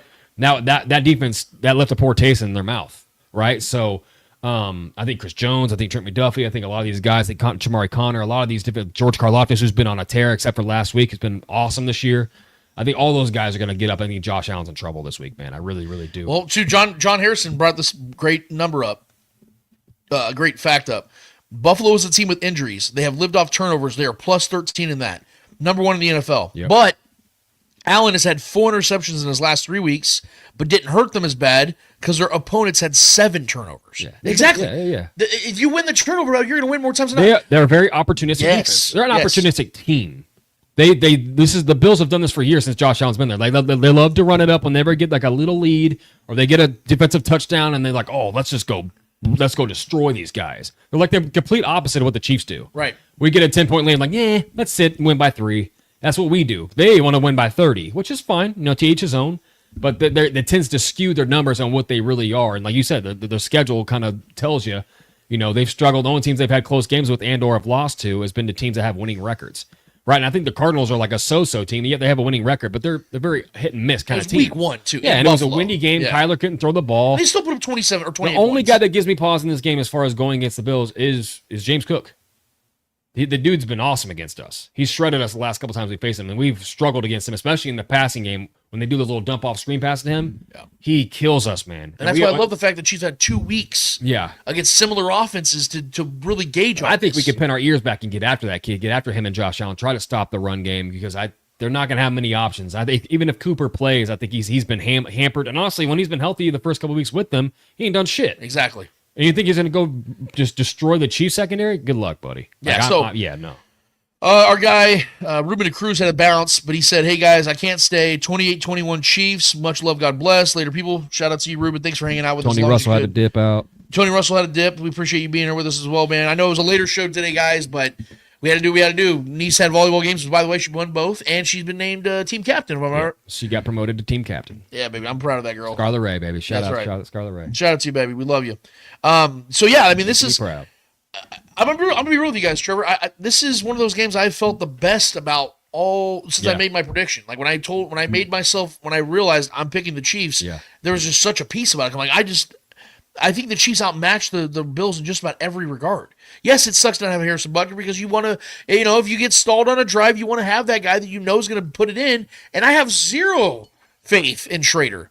But that's why I know the Chiefs are going to adjust to what they have to do, man. Because remember they lost Harrison Butker in 2022 for like 7 weeks, and they went 6-1 in that drive, that run, because they knew that we're just going to score touchdowns, and that's what they did. Justin Reed has hit field goals for this team in real games. All right, so like I think if we're within like a 30-yarder, 45-yarder, I think we'll let the kid kick the field goal. Sure. If it's 50 plus, fuck that, go for it. Yeah. That's where I think we're at. Let the MVP do his thing. Yeah, I think if we're within 45 yards of a field goal, I think we'll let the kid do it. It's gonna be a nice day in Buffalo, thin air. Yeah. I think it's easy to hit field goals up there unless it's It's a tough pass for a dude who's coming off someone's practice going, hey, biggest game of the season, no pressure. I get it, but I think if we're within 45 and closer, I think the kid can hit the field goal. But if he misses one, I wouldn't go back to him unless it's like a chip shot. But yeah, I mean, listen, man, I like this. I know you've been calling for an explosion offensively for this team, and we just yet to really see it from us. Man, I think this is going to be a game where Kareem Hunt just eats, Travis Kelce eats, and I think Juju has a really good game, a Rashee Rice-esque game with like 8 catches. I'm asking for 4 touchdowns. I think we could get 4 touchdowns. I don't think we're going to need them to win this game. We could rub it in and just absolutely just put them on their ass. But I think a couple of those touchdowns will be Kareem Hunt, maybe a rushing one from Xavier Worthy. I think everyone has a chance to eat in this game. It's tough to pick which guy we like because I like all of our offensive weapons in this game. What's the narrative? What's the narrative on Monday morning, Trevor? If Patrick goes in there, throws 4 touchdowns, and beats the Bills, MVP. You already know. He knows the MVP right now. Vegas is gonna be all over that. He knows the MVP right now. Lamar Jackson. Saquon Barkley. Oh, I mean the odds are Lamar Jackson. Yeah, I would pick right now. Saquon Barkley's my MVP. Saquon's been insane. But if Patrick goes in there and throws 4 touchdowns in Orchard Park and they win 28-17. Oh yeah, this is not just the biggest game of the year for either one of these teams. This is the biggest game of the year in the NFL. This is going to be the most watched regular season NFL game this year. So everyone knows, and everyone's rooting against the Chiefs. The entire nation wants the Chiefs to lose finally. Of course, everyone was. That's why not even just Broncos fans last week. Everyone was up in arms and hands in the air type situation because everyone wanted the Chiefs. They thought that was we were finally going to fall, and the NFL is against us, or as far as NFL fans, everyone wants us to lose. We're the Patriots at this point. Like this is what it is. But Chief, real quick, Chief B just said something that I was literally going to go with. Thank you for saying this, Chief B. Great point. Mahomes is average at home. Don't necessarily agree with that, but I understand the second point. When it comes to the spread, sure. So glad this one is on the road. No distractions for him. See here. Guys, it's business. Why do you think I'm wearing my tuxedo t-shirt? Because the Chiefs even dress differently on the road. I'm being serious. I feel more confident. I feel more confident with the Chiefs winning on the road than even at home. Because at home, we just did it last year in the playoffs. So you know what I'm saying though? Yeah, exactly. They like to flex. They like to show off, and the families are there. And Taylor Swift's there. It's fun. It's cool. And it's Arrowhead Stadium. This team loves being the villain. This team loves silencing all the road crowds. Of course, just like Travis Kelce. I love the boos more. I love the cheers, baby. Keep it coming. This team thrives off that. This team thrives off that. Of course. And so going into Orchard Park actually excites me more than if the Bills were to come to Arrowhead. I'm dead serious. Because the Bills have beaten the Chiefs at Arrowhead multiple times. No, I like that this is a road game too. Yes, I love that it's a road dogs. It's like the perfect combination for Petty Mahomes. Yes, to come out here going there, business trip. Yeah. Oh, we're two point dogs. Yeah. Bet. Hammer the money line on the Chiefs on this one, boys and girls. But I'm going to say it, dude. I think the star of this game is going to be the Chiefs defense, though. I think we start righting the ship a little bit more on turnovers. I think a couple turnovers is looming for the Bills. Josh Allen's taking care of the ball a lot better than he normally has overall this season so far compared to most of his career. But I think this is a bad spot for Josh Allen. I think he's going to be on the run a lot. I think he's going to make some mistakes. I think he's going to press. I think we're going to go up a little early in this game and make them press and try to get more points and take more risks. And when Josh Allen's out there taking risk, I think he's going to get a little shaky. And I think Chris Jones and them boys are going to get after him all day. Well, let's get to it. 2 key players of the game, Trevor. Who do you got? So this has to be a Chris Jones game defensively.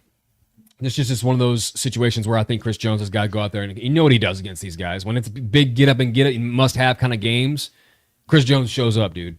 He's been a little silent last couple of weeks. He hasn't really done his thing where it's like Chris Jones. He's obviously always in the mix, but Chris Jones hasn't had that game where he's out there doing his whole little, celebrations, getting those strip sacks.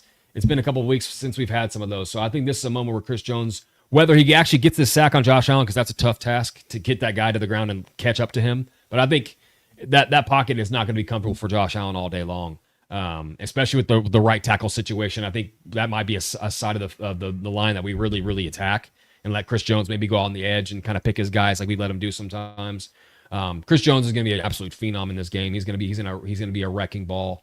So that's my guy defensively. Offensively, it's Juju Smith-Schuster.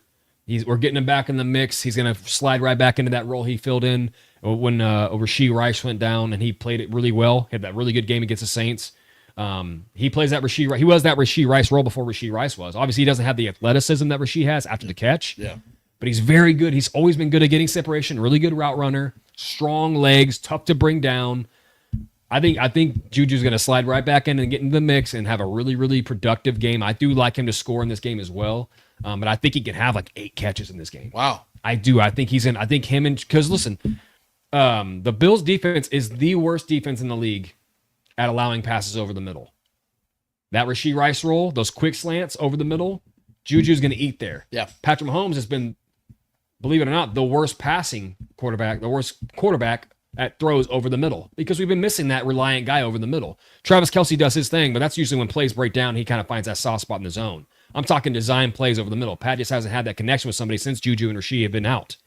So I think you put Juju back in this game against the worst team at allowing passes over the middle, and now Patrick has a guy over the middle that he can trust that's back in this lineup. It's a perfect timing thing here for Juju to have a good game. I know he's just coming back, but they've sat him out for several weeks already in a row. He's going to be good to go. And I think, honestly, he could have played last week, but they've been setting him and resting him so he can be healthy for this game in particular. This sets up for a really big Juju game. I think he can have over 100 yards, 8+ catches, and a touchdown in this game. Well, first of all, I want to reply to John. He complimented my shirt. I am going to prom later. Got the limo outside, ready to go. This guy's blow up doll as a date. Yep, she's a good girl, dude. You know what I mean? She's been loyal to me. And our guy G-Pick, sick tuxedo Lance. Appreciate you, bro. I don't know. Is that tie looking pretty good? I can't tell. I feel like James Bond up in this bitch. Yeah. So look, dude. For the first time in his career, he had a bad game. And I believe that he's the type of guy that responds to this stuff and takes it very personally. He's got that mentality of, over my dead body, I'm going to put together 2 bad performances. In fact, I think that this is the time where Trent McDuffie has his best game of the season. You're talking about an all-pro now. I'm talking about an all-pro Trent McDuffie, who's going to have his first interception of his career this week. I'm predicting we've been calling for so long, bro. Specifically, it's going to be a tip ball. I love it. And he's going to read the route perfectly where he was going to be there anyway, and he's going to pick that thing, and there's a chance he might house this bitch. Tip ball by Chris Jones, so we both win. So one of my touchdowns might even be a pick 6, Trevor. I'm dead serious. I think Trent McDuffie. What I tell you? Yeah. I think the star of this game is going to be our defense. I think Trent has a monster retaliation game to what you imagine him like sitting there all week long knowing how bad he played against the Broncos of all teams. Yeah. A divisional foe. Yeah. Gave up the potential game-winning touchdown if it wasn't for the blocked field goal. Yeah, exactly. Like he had an ass game. Yeah. I mean, he only allowed 70 yards, but still. To him though, that's massive. That's a massive loss. Sure, That's an F. Yeah. Trent McDuffie answers back big this week and is the guy that gets a game ball, I think, in this game. First interception, they're going to go and steal that ball and put it away. Oh, if he houses that, bro. This is something I think Trent McDuffie's going to have. Like, he's going to be on Khalil Shakir a lot in this game. Oh, I love it. And I think he's going to wrap that dude up. And I think, like I said, there's going to be a tip ball because Josh is going to try to force one in. Chris gets his hand up, deflects it, and then it just falls right into Trent's hands. That's my guy on the defense. Trevor, you and I are echoing the sentiments on the offensive side. This will be a Juju game, but you and I are looking at it in a different lens. You're thinking he's going to have volume in this game. 8 catches, big game. Rashee Rice kind of game. I'm thinking that Juju has a limited role in production, but makes a massive impact play. At least one. I think he scores a touchdown in this game, a go-ahead touchdown or a touchdown that seals the game, one of the two. It's going to be one of those kind of like an imperative touchdown. That's one of the key plays, like when SportsCenter is showing the highlights, it's one of the key plays of the game. Juju's going to show, because like you just said, you nailed it perfectly, dude. When you have D-Hop and Travis Kelce to worry about on a defense that's already limited in this area already, they're going to be a lot of one-on-ones and open space for Juju. And I think he's going to get 2, 3, maybe 4 catches, but is going to have some big chunk yards in those plays and has a touchdown in this game that's going to put the Chiefs ahead and win this game for the Chiefs. I am expecting Juju to bounce back big because he did this again. And I know it was 2 years ago. Juju was an even bigger piece to the puzzle 2 years ago and was 130 yards and a touchdown against this defense. And that was a better Bills defense. Yeah, that's a banged up. I think Juju's going to come back with a vengeance. He's been ready to go. He's been chomping at the bit. This is a great matchup for him. There's nobody in that secondary that comes close to taking him on and shutting him down. I think the Chiefs go after him, and I do think that the Chiefs are going to let him do something big in the red zone. And I think the Chiefs are going to have a very great red zone performance. And Juju's a big moment guy. He's 6'1", he shows up in big pounds. moments. When we need him, in the postseason, when we needed him a couple years ago, he showed up big. Exactly, in the dude. Super Bowl. Exactly. Bro, he was, man, he showed up. He showed up in He big led moments. the team in receptions against the Eagles. Yeah. Yeah. He had 9 catches in that game. Yeah, man. So, yeah. Like I said, guys, those are my 2 guys. Trevor has Chris Jones and Juju. I have McDuffie and Juju. Yeah, and all that being said, I mean, to G-Pick's point, Kareem will continue to run through faces. And all that being said, to our guy here, we were both agreeing on Juju. I still think Kareem Hunt, you could chalk him up for 80-plus rushing yards and a touchdown. I think he's a lot. But I also think score. the Chiefs need to. I think the Chiefs need to also give him a little. I think this needs to be one of those games where they kind of take a little bit off of him too, because he's been. I mean, outside of Derrick Henry, there's not been a running back this season that's been more used than Kareem Hunt. But he also sat a lot, dude. He's fresh. Sure, man. yeah, but you can tell, what I mean? like, dude. I mean, 28 touches on damn near almost every week. That'll wear anybody. Dude, but this is a good matchup for him to continue Sure. that, though. And I'm not This saying is a game where you continue to feed him. If I had a bet right now, bad I think rush Kareem. defense. I think Kareem gets like 22 touches in this. Yeah. game. 22 touches. I think he gets like 2-3 catches because he got he had like He 7 looked targets incredible. last week. That's why I can't wait for Pacheco to get back. Yeah. Because once Pacheco gets under dude. his feet again, Kareem's going to start being that guy that gets those little like dump off screens. Let He's Kareem so good have at a that. series where he bangs that. He's running through him, and then you let Isaiah Pacheco, being the more explosive player, hit those home run, Right. dude. And getting Pacheco back in the passing game too would be those screens to him were starting to work, man. So. Right. So Trevor, what is your score prediction for this game, man? I like the Chiefs. I don't think it's going to be as high as scoring. I don't think we're going to score that many touchdowns, my personal opinion, because that's just something we don't do, man.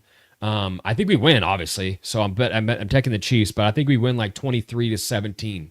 Okay. I think it's going to be a close game, but I think it's more of like a backdoor kind of game for the Bills. I think we dominate them for the majority of the game. I think our defense is going to really make up for what they wasn't. It obviously, like I said, we didn't allow a lot of points last week, but between the 20s, we were allowed way too much protection to a quarterback. We should not have allowed that to.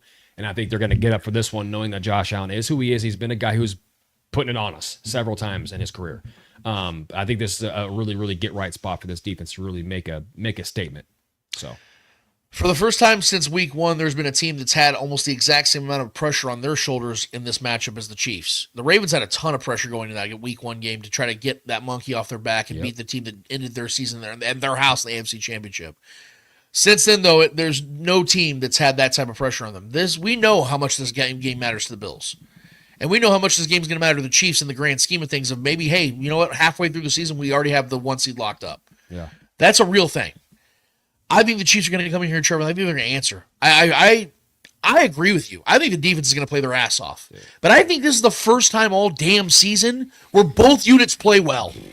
And call me crazy, but maybe, for just once, we have an A-plus game from the offense and an A-plus game from the defense for once. Well, especially if we get what we want from Xavier Worthy. He has a big blow-up play to open, like maybe in the first half, where it blows the game wide open. Yeah. Rips the heart out of that defense, the Buffalo Bills defense, who beat him over the top with Xavier Worthy.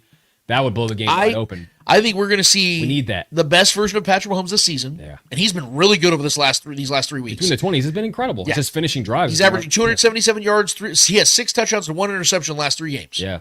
I think he throws. Cannot turn the ball over. I'm standing on it, Trevor. I think he throws at least 3 touchdowns in this game. I'm going to say 4, but I'm going to say at least 3. I think Patrick goes into Josh Allen's house. Throw $5 on a little parlay. Yes. Keep him throwing 4 tutties. I may have already done it. But I'm going to tell you guys right now, Patrick Mahomes is going to go in there, and he's going to show who the best motherfucking quarterback is in the league, who the MVP of the league is, and who the fucking best team is. The Chiefs are going to go in there and they're going to win this game against the Bills 28-17. That's how they're going to win this game. They're going to make a statement, and all week long, All the national media is going to sit here and try to, shift and move and try to maneuver and try to figure out what they can say about the Chiefs differently this time, or who the better team still is. Is it still the Lions? They don't want to see the Bengals. Is it somebody else? Yeah, they don't want to see the 3-win Bengals. Like, there's going to be a constant goalpost moving, but we're going to be sitting back enjoying this thing, smoking a fatty, knowing that our team is 10-0, moving on to possibly perfection for the rest of the season and a three-peat. I love the Chiefs this week. I couldn't love them more. 28-17 on that ass. Like our guys over there. So you have the Bills scoring 17 too. 17. Yeah, I like that score for them. 28-17. I don't think they score more than 20. Let's hear it. Smoking Hooters. That's right, Chief Bacon. I agree, bro. Smoking Hoots. Smoking Hooters. Let's get to you people, man. We've been waiting for you. Yes, I mean you people. Yeah, you know what you I'm people. talking about. The spoken people, man. We're ready for you guys, for you to speak. It is an opportunity for you to take over the show. Trevor, what are the people asking? All right, so Dustin Orton earlier in the show dropped this one. I feel the Chiefs are coming in hella motivated, plus D-Hop and Juju. I think he's asking basically, is Juju, I think, how motivated. That's the whole reason why my juice is flowing right now, in bro. with our prediction, bro. Yeah. I think Juju's going to have a big game. Trevor, you would agree with me that for the first time all season, the Chiefs have as many weapons ready as they haven't had this all year. Yeah. Where you had a D-Hop, Juju, Travis Kelce, and Xavier Worthy.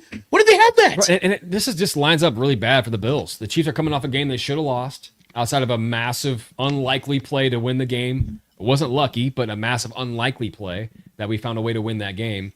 Knowing we dodged a bullet, knowing we need to fucking get our heads on straight, a little slap on the ass, and now we're facing the biggest game of the season, midway through the year. This just lines up so bad for the I heard the Bills commentator, Steve Tasker, say, the Bills fans are actually really happy the Chiefs won that game because nobody wants to face the Chiefs after a loss. I see it differently. That's true. Okay, it might be true. But I'd rather, I would hate to see the Chiefs after a close win. Right. A win like that, they're fired up. Oh, they're like, oh, no one can beat us. Let's go to Buffalo, baby. We're going to win that game. They're feeling so good about themselves right now.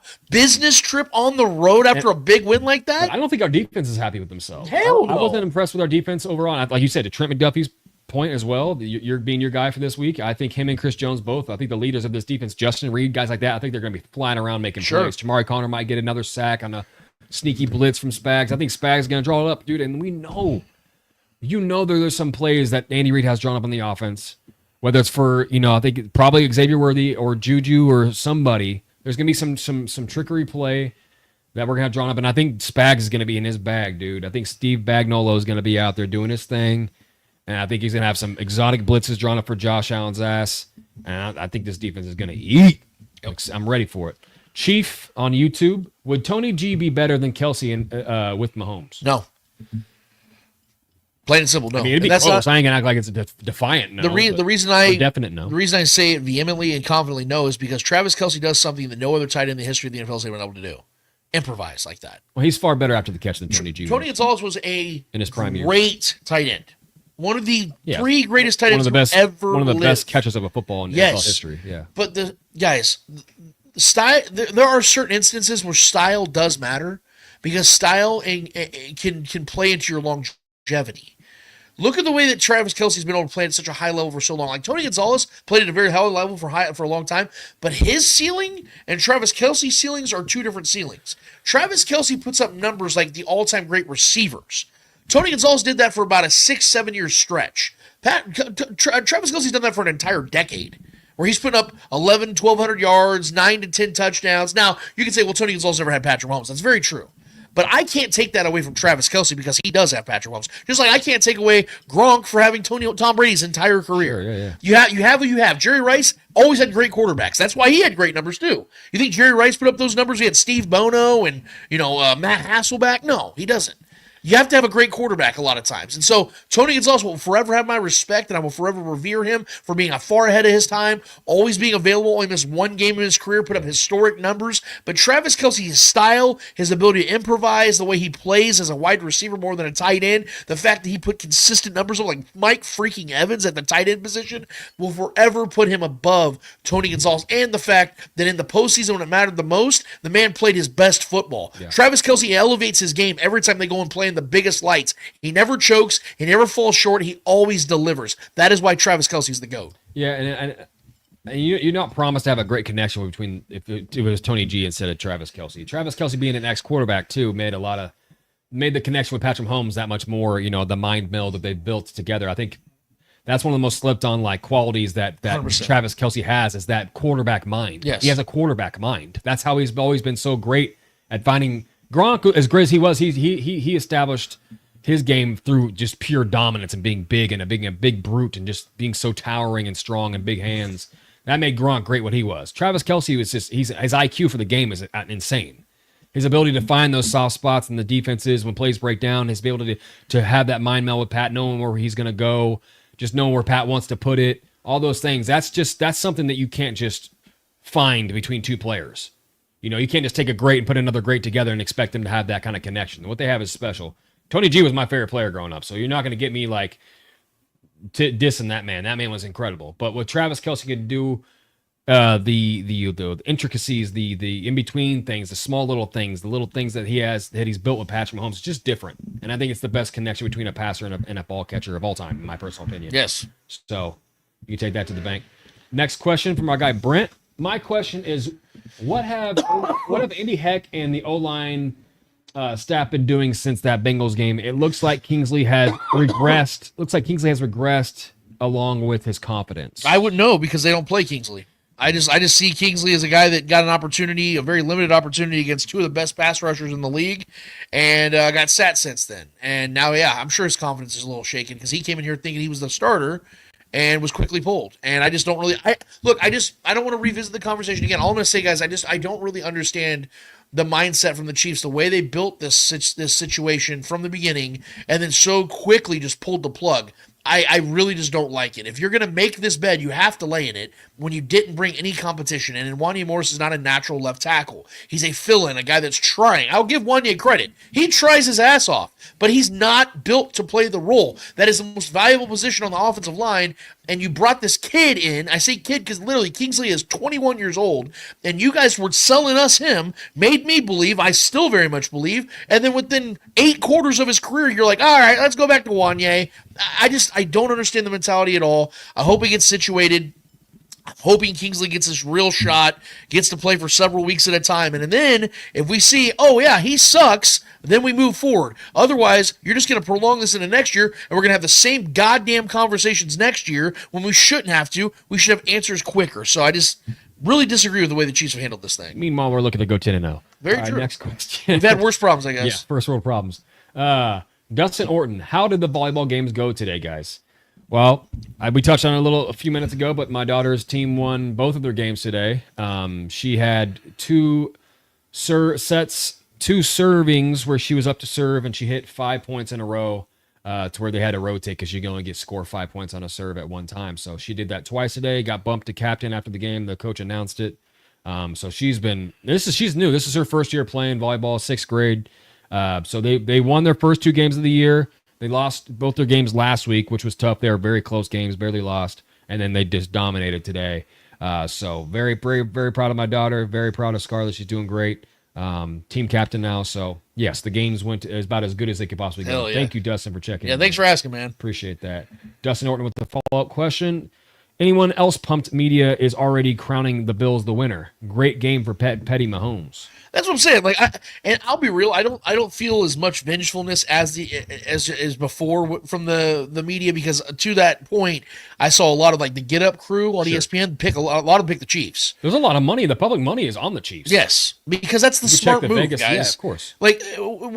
Look, you can like the Bills, that's fine. Yeah. But anybody that's watched football this season can see the glaring difference between these two teams. Well, people like making money. You bet the Chiefs if they're ever a dog. There's going to be people like Adam Rank, who's an absolute clown, smooth brain Adam Rank, who always no matter who the Chiefs are facing. I mean, it was 2 years ago, Trey picked the Chiefs to miss the playoffs. They won the fucking Super Bowl. Just paid contrarian. Exactly. So he's just a clown. He's mad because his Bears will forever suck, and that's just how he is. And so you just take it for what it's worth. When you see those same people doing that, like Craig Carton, they're just characters. Oh, he's even coming around now, though. Isn't that weird? Him? Yeah, it was wild to see. I almost couldn't believe it. Yeah, I have no problem with the media loving the Bills. I get it. Josh Allen's a very likable guy. They're a darling. They're winning a lot of games. They're doing it differently this year. No Stephon Diggs, so I get why. And look, they're a good team. Coach McDermott's a good coach. They are a good team. Coach McDermott's a hell of a coach. They're not a great team. I think Josh Allen would have a Super Bowl by now if it wasn't for the Chiefs. But they just happened. He'd at least gone to one for sure. Yeah. He'd at least gone to one. Yeah. So I mean, did I would this agree with happen? that. They just happened to face us 9 times out of the last several years. So I Right. mean, it is what it is. Nicholas on X, does McDuffie finally get his interception we've been anticipating? I'm making that prediction right now. I know that question probably came in before I made the prediction. I had no idea if that was We've been even trying a to question. predict this for years now. But it's going to happen. I really do believe it. I think that, and it's so poetic because it would be the best timing for it, storyline wise, after that bad game he just had. Imagine, if this happens, I swear to God, that would be so insane. It would feel very scripted. But could you imagine Trent McDuffie, who we got because we traded with the pick with the Bills, went and got him, traded up above the Bills and got that pick and picked him because then we know that he wanted them. They wanted him. If he gets a pick in this game against the Bills, and Xavier Worthy scores against them because we traded the pick to go get Xavier Worthy, bro, that would be a wild thing if that happens against the Bills. How sick would the Bills feel if that happened, bro? That'd be crazy. It'd be fun. But yes, I think this would be a great week for him to go get that finally get that off his back, man. That'd be cool to see. The fact that the guy's going to be a 2-time All-Pro without an interception in his career is bananas. Should tell you how good that man is.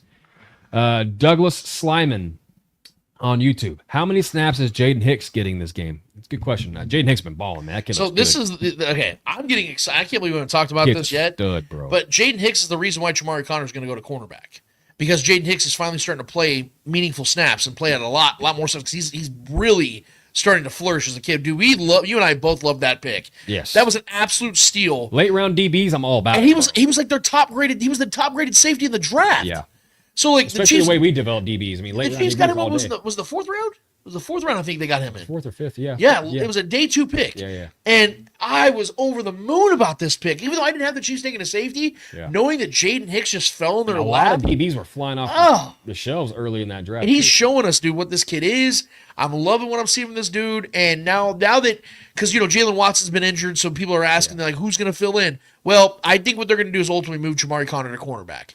And because he can play both. Yeah. And if you move Jaden Hicks over there and plays a lot of nickel, I think he fills the role of Chamari where Chamari was at, and Chamari fills Jalen Watson's. And honestly, I think that's actually an upgrade, even though Jalen Watson's really good. Chamari Connor is a stud, and I think he's gonna really perform at a high level at cornerback. Yeah, I agree. That was the last question, but I do want to put this comment out there from Chiefs fan in Colorado. Shout out Chiefs fan in Colorado. This is a good point. I didn't really think about this, but Joshua Uche, he knows the Bills, and he is going to eat Hardy 2 sacks for those Big Macs. That's a good point. I didn't think about Uche, man. He's been playing the Bills the last couple seasons. That's a great point. And he's had sacks against Josh Allen. This is a great game. A great point. Moment. I didn't think about that. He's been in that division. Well, how about we count that as Chiefs fan in Colorado's player of the game? Yeah, that's your player, bro. I like that call, man. And if it comes out where Uche has a big sack or a strip sack fumble, whatever, we'll shout you out for sure, brother. We got G-Pick in here saying that Chris Jones is going to get a pick 6, bro. Put some money. Oh, that would be fucking awesome. You want to win some money? He's done that before. Was it against the Jaguars? I think it was the Jaguars that the pick 6. I think that was the only time he ever had one. Yeah. That was like 6 years ago. Yeah. That would be wild. But yeah, I think that is all the questions I. Awesome stuff, guys. Oh no, Hicks. Yeah. John Harrison Hicks went in the 4th with the 2nd round talent. Yeah, production. Yeah. He was a highly touted player. It felt very much like the Trey Smith thing. Like Trey Smith had some medical issues, so obviously that's why he fell. But he was a 1st round grade, if I'm not mistaken. Trey Smith got him in the 6th round. It was he was having that back issue. Remember he had. It was a blood. I thought it was a blood thing or something like that. Something. He had blood clots. I thought it was like blood clots. Kind of freaky. Yeah, it was like a blood clot. Yeah. And so he fell. And he was highly touted. And Jesus was like 224th overall pick. And the guy's been the best in his position. And they better pay him. Yeah, you got to pay that man. All right, so that is it for you guys, from you guys. Very much appreciated, man. I every single week we do this, man. I have such a blast talking to you guys. It's a community-driven show for a reason, because this show, just quite frankly, would just not be as fun if you guys aren't a part of it, man. So we very much appreciate every single one of you guys that comes in. Got a lot of regulars, but we get some new people here and there, and we want more of them. So let your friends tell your friends about us. YouTube.com, the Spoken Podcast. Like, subscribe, share, notify, all that stuff. But get in the chat when the live stream's going, because that's when we like to talk with you guys. We very much appreciate every single week. Trevor, we have one more order of business to get to. What is it called? Hold this L. Each and every episode, we finish off every single episode with a series of L's in the world of sports. Whether those L's are friendly L's or not so friendly L's in the world of sports, we promise you, whoever is holding the L's in the world of sports this week deserve those L's in the world of sports. Trevor Twidwell, who's holding L for you this week? I mean, this is a trifecta L here and all in one. Last night, I'm sure we all we're on our Netflix accounts watching the Jake Paul Mike Tyson fiasco. One, first L, this is going to go to Netflix, obviously, because the buffering situation was awful. I was streaming it illegally. See, this is why we turned down the Netflix contract they offered us because we just didn't want that. Yeah, I was using I was using an illegal site to stream it, and it was streaming way better than Netflix was. Mahomes, go figure. It was crazy. So that's one L there, and this trifecta L is just Netflix just was not prepared for this. I mean, pretty strange. I mean, I know this is probably the most watched event they probably ever had on Netflix. The Tom Brady roast was pretty high, but this trumps that tremendously. Yeah. So that and Mike Tyson. I mean, listen, I know this was a money grab. I get it. Mike Tyson was getting a big fat payday. He was hyping it up with the slap and all these things, and him talking about he's going to kill this kid and all these things. Real slap, by the way. It was a real slap because he had his toe stepped on. I get that. It was an instinctual slap. But all the things that were being hyped up about how he's gonna they're showing all his training videos. He's looking like a dog, looking like Mike Tyson, looking like Iron Mike. Absolutely just horrible performance from Mike Tyson. Could barely move. He was just standing there like a statue most of the fight. Had a couple licks on Jake. That was about it. One nice pop in the neck. I think he got Jake on the neck. He got him on the forehead too, pretty good. Yeah, so I mean overall, but I mean it was just honestly it was kind of an embarrassing. He looked like an almost 60-year-old man out there. Yeah. We should have expected that. So another L there for Mike in that situation. And then the final L is all of our eyeballs. Just in general. I mean, all the prelim fights were way better than the main event. Dude, the chick fight was amazing. It was incredible. It was one of the best boxing matches ever. That match was insane because the original. And then they gave it to the wrong girl. Yeah. That was a bullshit. The judges, so we got 4 L's. The judges could take an L on that those one. Judges. Unanimous was wild. Just had a point taken away, Yeah. and Serrano landed like 60 more punches. Yeah, there were some sneaky little head rubs in there, headbutt type situations going on. And that gap looked bad. Gross, dude. But overall, as L's, I mean, Oprah style, just you get an L, you get an L. It's just it's all around for last night's debacle. That was, granted, money was made, so I'm not putting my hands in anybody's pockets. Those Paul brothers know what the hell they're doing. These guys know how to promote. I think they promote better than anybody in any sport. They grift better than anyone. I don't even know if it's a grift. They just promote. They know how to get eyeballs, dude. That's a skill. So I respect it. I don't even think it's. I mean, Blake grifted.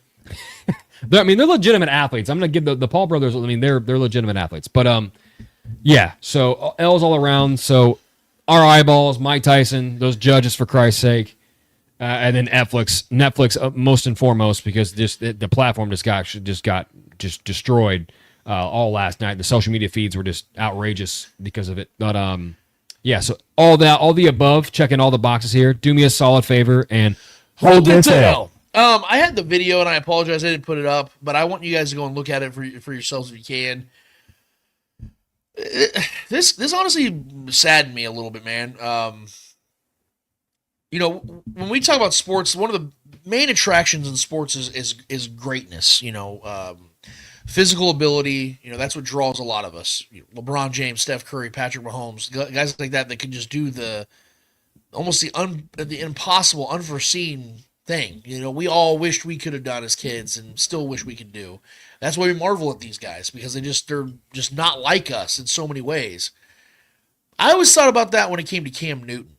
Now, I know it sounds weird, but Cam Newton to me is one of the more underappreciated athletes in American history. This dude was a wrecking machine in college, was a Heisman winner, a national champion, then went to the NFL as the number 1 pick and took over a shit franchise. Still is the shittiest franchise, I might add. Not only took them to the Super Bowl, but won an MVP, was one of the greatest community-giving dudes in the world. This guy was all heart, was all Carolina. This dude lived the Panthers' life. He was the guy. He, for 9 years, was the man out there and loved that community and was so giving to that community and brought real football, relevant football to that city. And then I watched this podcast this week, and the Panthers traveled, was it to Munich this last week? They played the Giants, yeah, and they got a big win. Back-to-back wins. And they showed a bunch of Panthers legends that they brought out there to travel with them and be recognized. And Cam wasn't one of them. And not only that, Trevor, and I want you guys, I wish I'd have posted the video. It's on Twitter. I can put it on the extension. You guys can see it for yourselves. But I got legit heartbroken for Cam because his co-host was bringing it up to him. And in this conversation, they're at I guess he went to a charity event. Was Steve Smith and Greg Olsen out there? Yes. Oh, my God. Yes. I think even Stephen Davis and some other guys were there too. But okay, so check this out. Then they talk about, I guess there's an event Cam was talking about of late, maybe within the last couple of years he went to for the Panthers. He went out there to this facility. It's the Panthers facility. Go out there to meet fans, do all this charitable stuff, raise money and all this stuff. He goes, hey, man, you know how old my son is, right? He's talking to his co-host. His co-host is like, yeah, he's like 8, right? He goes, he's 8 years old. And he's like, my son came up to me and asked me, Daddy, where's your pictures at? Not a single picture of Cam Newton at that facility. That's crazy. Cam Newton. What possible reason could He goes, I don't know if there's. He goes, I have no odds or ends with the Tepper family. He goes, I have no problems with them. And he goes, I don't hear from these people. They don't ask me to come out. Like, I feel like I'm not even a part of the Panther family. And I'm trying to put myself in that position of a dude that carried that franchise as long as he did. A guy that changed the game. I mean, my God, he was before Lamar Jackson. Yeah. He outdid Michael Vick. I mean, Michael Vick paved the way for guys like him, but he took it to another level. Much better thrower of the football. Massive, MVP. Took a team to a Super Bowl. Brought them relevance. Leading the league in rushing one year almost, bro. And I guarantee you, he has the number one selling jersey in Carolina still probably to this day. Because the fans love that dude. He gave them everything. Yeah, that's crazy. And it's so fucking heartbreaking. I didn't see that. And I'm going to bring this up, Trevor, because I'm going to say some real shit real quick. I really hope the Chiefs don't start doing this, or I hope the Chiefs stop doing this, because I'm going to say some stuff. Getting to do this show and getting to know people, Trevor and myself and other guys in the Starcade Media family have gotten to know a lot of former players. And a consistent trend I have heard and seen is the lack of appreciation for the guys that came from yesteryear. I want to see the guys that Trevor and I grew up start to be idolized again. I understand, forever now, from this point on, Travis Kelce, Patrick Mahomes, Chris Jones, Tyreek Hill, all the guys that have won the Super Bowls are always going to be the gods, right? I get that. It comes with the territory of winning Super Bowls. Yeah. It comes with the territory of winning Super Bowls, right? This era is the golden era of Chiefs football. But my God, are we really going to forget Derek Johnson, Tamba Ali, Jamal Charles, all the guys? We can list the names off. Justin Houston. I mean, yeah. Like, none of these guys are brought back and glorified. None of them. You don't see them, the Chiefs, honoring them for a night. It's so sad.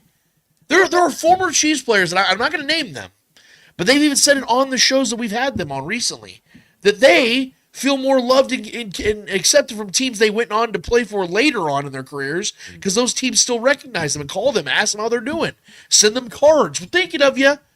The Chiefs don't do that. So I bring this whole Cam Newton thing up because to a much smaller scale and a much shittier franchise, they are doing things like that to the greatest players ever played for their franchise. I just hope the Chiefs can, because the Chiefs have made a lot of things right over the years. They've changed the entire course of their history. They've done a lot of things right, and I commend Clark Hunt for that. But one thing Clark Hunt needs to do is start recognizing the greats that came before that helped build this city, helped build this franchise, helped build this fan base, for Christ's sake. Marty Schottenheimer, Derek Thomas, Carl Peterson, they built what we have. They established this shit. Now, I know DT's gone. I know Marty's gone. Carl Peterson's living his life as an older man now. I get all that. But there's still a lot of guys from that time, that era, that deserve to be glorified, deserve to be praised, man. It's sad. So, For Cam Newton, fucking Carolina Panthers, do me a solid and hold this L. Yeah, that's wild, dude. I didn't know that. I seen Luke Kuechly out there banging the drum and all that, but, I didn't know. Yeah, I didn't know that was, a whole thing. I kind of missed that. It breaks my heart, man. That's crazy, bro. That's one of the most unique, dynamic we players grew up in watching NFL history, bro. Cam Newton's our age. We felt like that he was one of us. Yeah. And looking back now and seeing his career over, and he's like, I'm never going to officially retire just because that's not what I do. And Cam's a proud guy. He's a prideful guy. I don't care about that though. He's an alpha male, dude. That's a thing. He believes in himself, and he's sitting here and he's like, but you could see the hurt, and I felt for him in that moment, because I'm like, bro, imagine my life, and I put everything into something for so many years. Us as men, then we invest heavily into something like that. Yeah. And you don't get that return, that hurts, ROI. man. It's rough. So it's rough. I don't want to get too deep into, this sad, sappy shit. We've had a fun show. It's been fun, but I ain't going to lie, man. When I see stuff like that, these dudes deserve, even if I don't like the player, even if I'm not a fan of the guy, Like, they deserve reverence, man. They deserve respect for the hard work they put in and the millions and millions and millions of dollars in revenue they brought these franchises. For God's sakes, man. Got to do better. Got to do better. We got to do that better here in Kansas City, too. I love my team. I love the Chiefs, but I'm calling their shit out, too, man. You all got to do better with the legends. There's a lot of legends out there on this team that 20, 30 years ago that just, they don't even get talked about. You don't bring them in and hey, we got this guy here this week. Let's give it up. Something that simple. They would love that. It would make, and I've talked to these dudes, and I can see it in their eyes. The same thing I saw in Cam Newton's. This is why so many players, when their careers are done, guys have killed themselves. I'm being real. Because they feel like their lives are over because no one gives a shit anymore. People just forget about these guys. They lose that identity and They are legends of our lives, man. These are guys we grew up idolizing. Why don't we just take some time and recognize these dudes? That's why I'm going to say it now, dude. And I hope Noah's watching. I hope Clint's. One thing that I love about Starcade Media is they love the dudes of the past. We bring dudes on this show that are from 20, 30, 40 years ago. Even guys, dudes that don't play for the Chiefs. We had George Atkinson for the Raiders during Raiders Week on this show. They brought us together. They created communities and established communities. Yeah, man. Sure. Shout out to Starcade, man.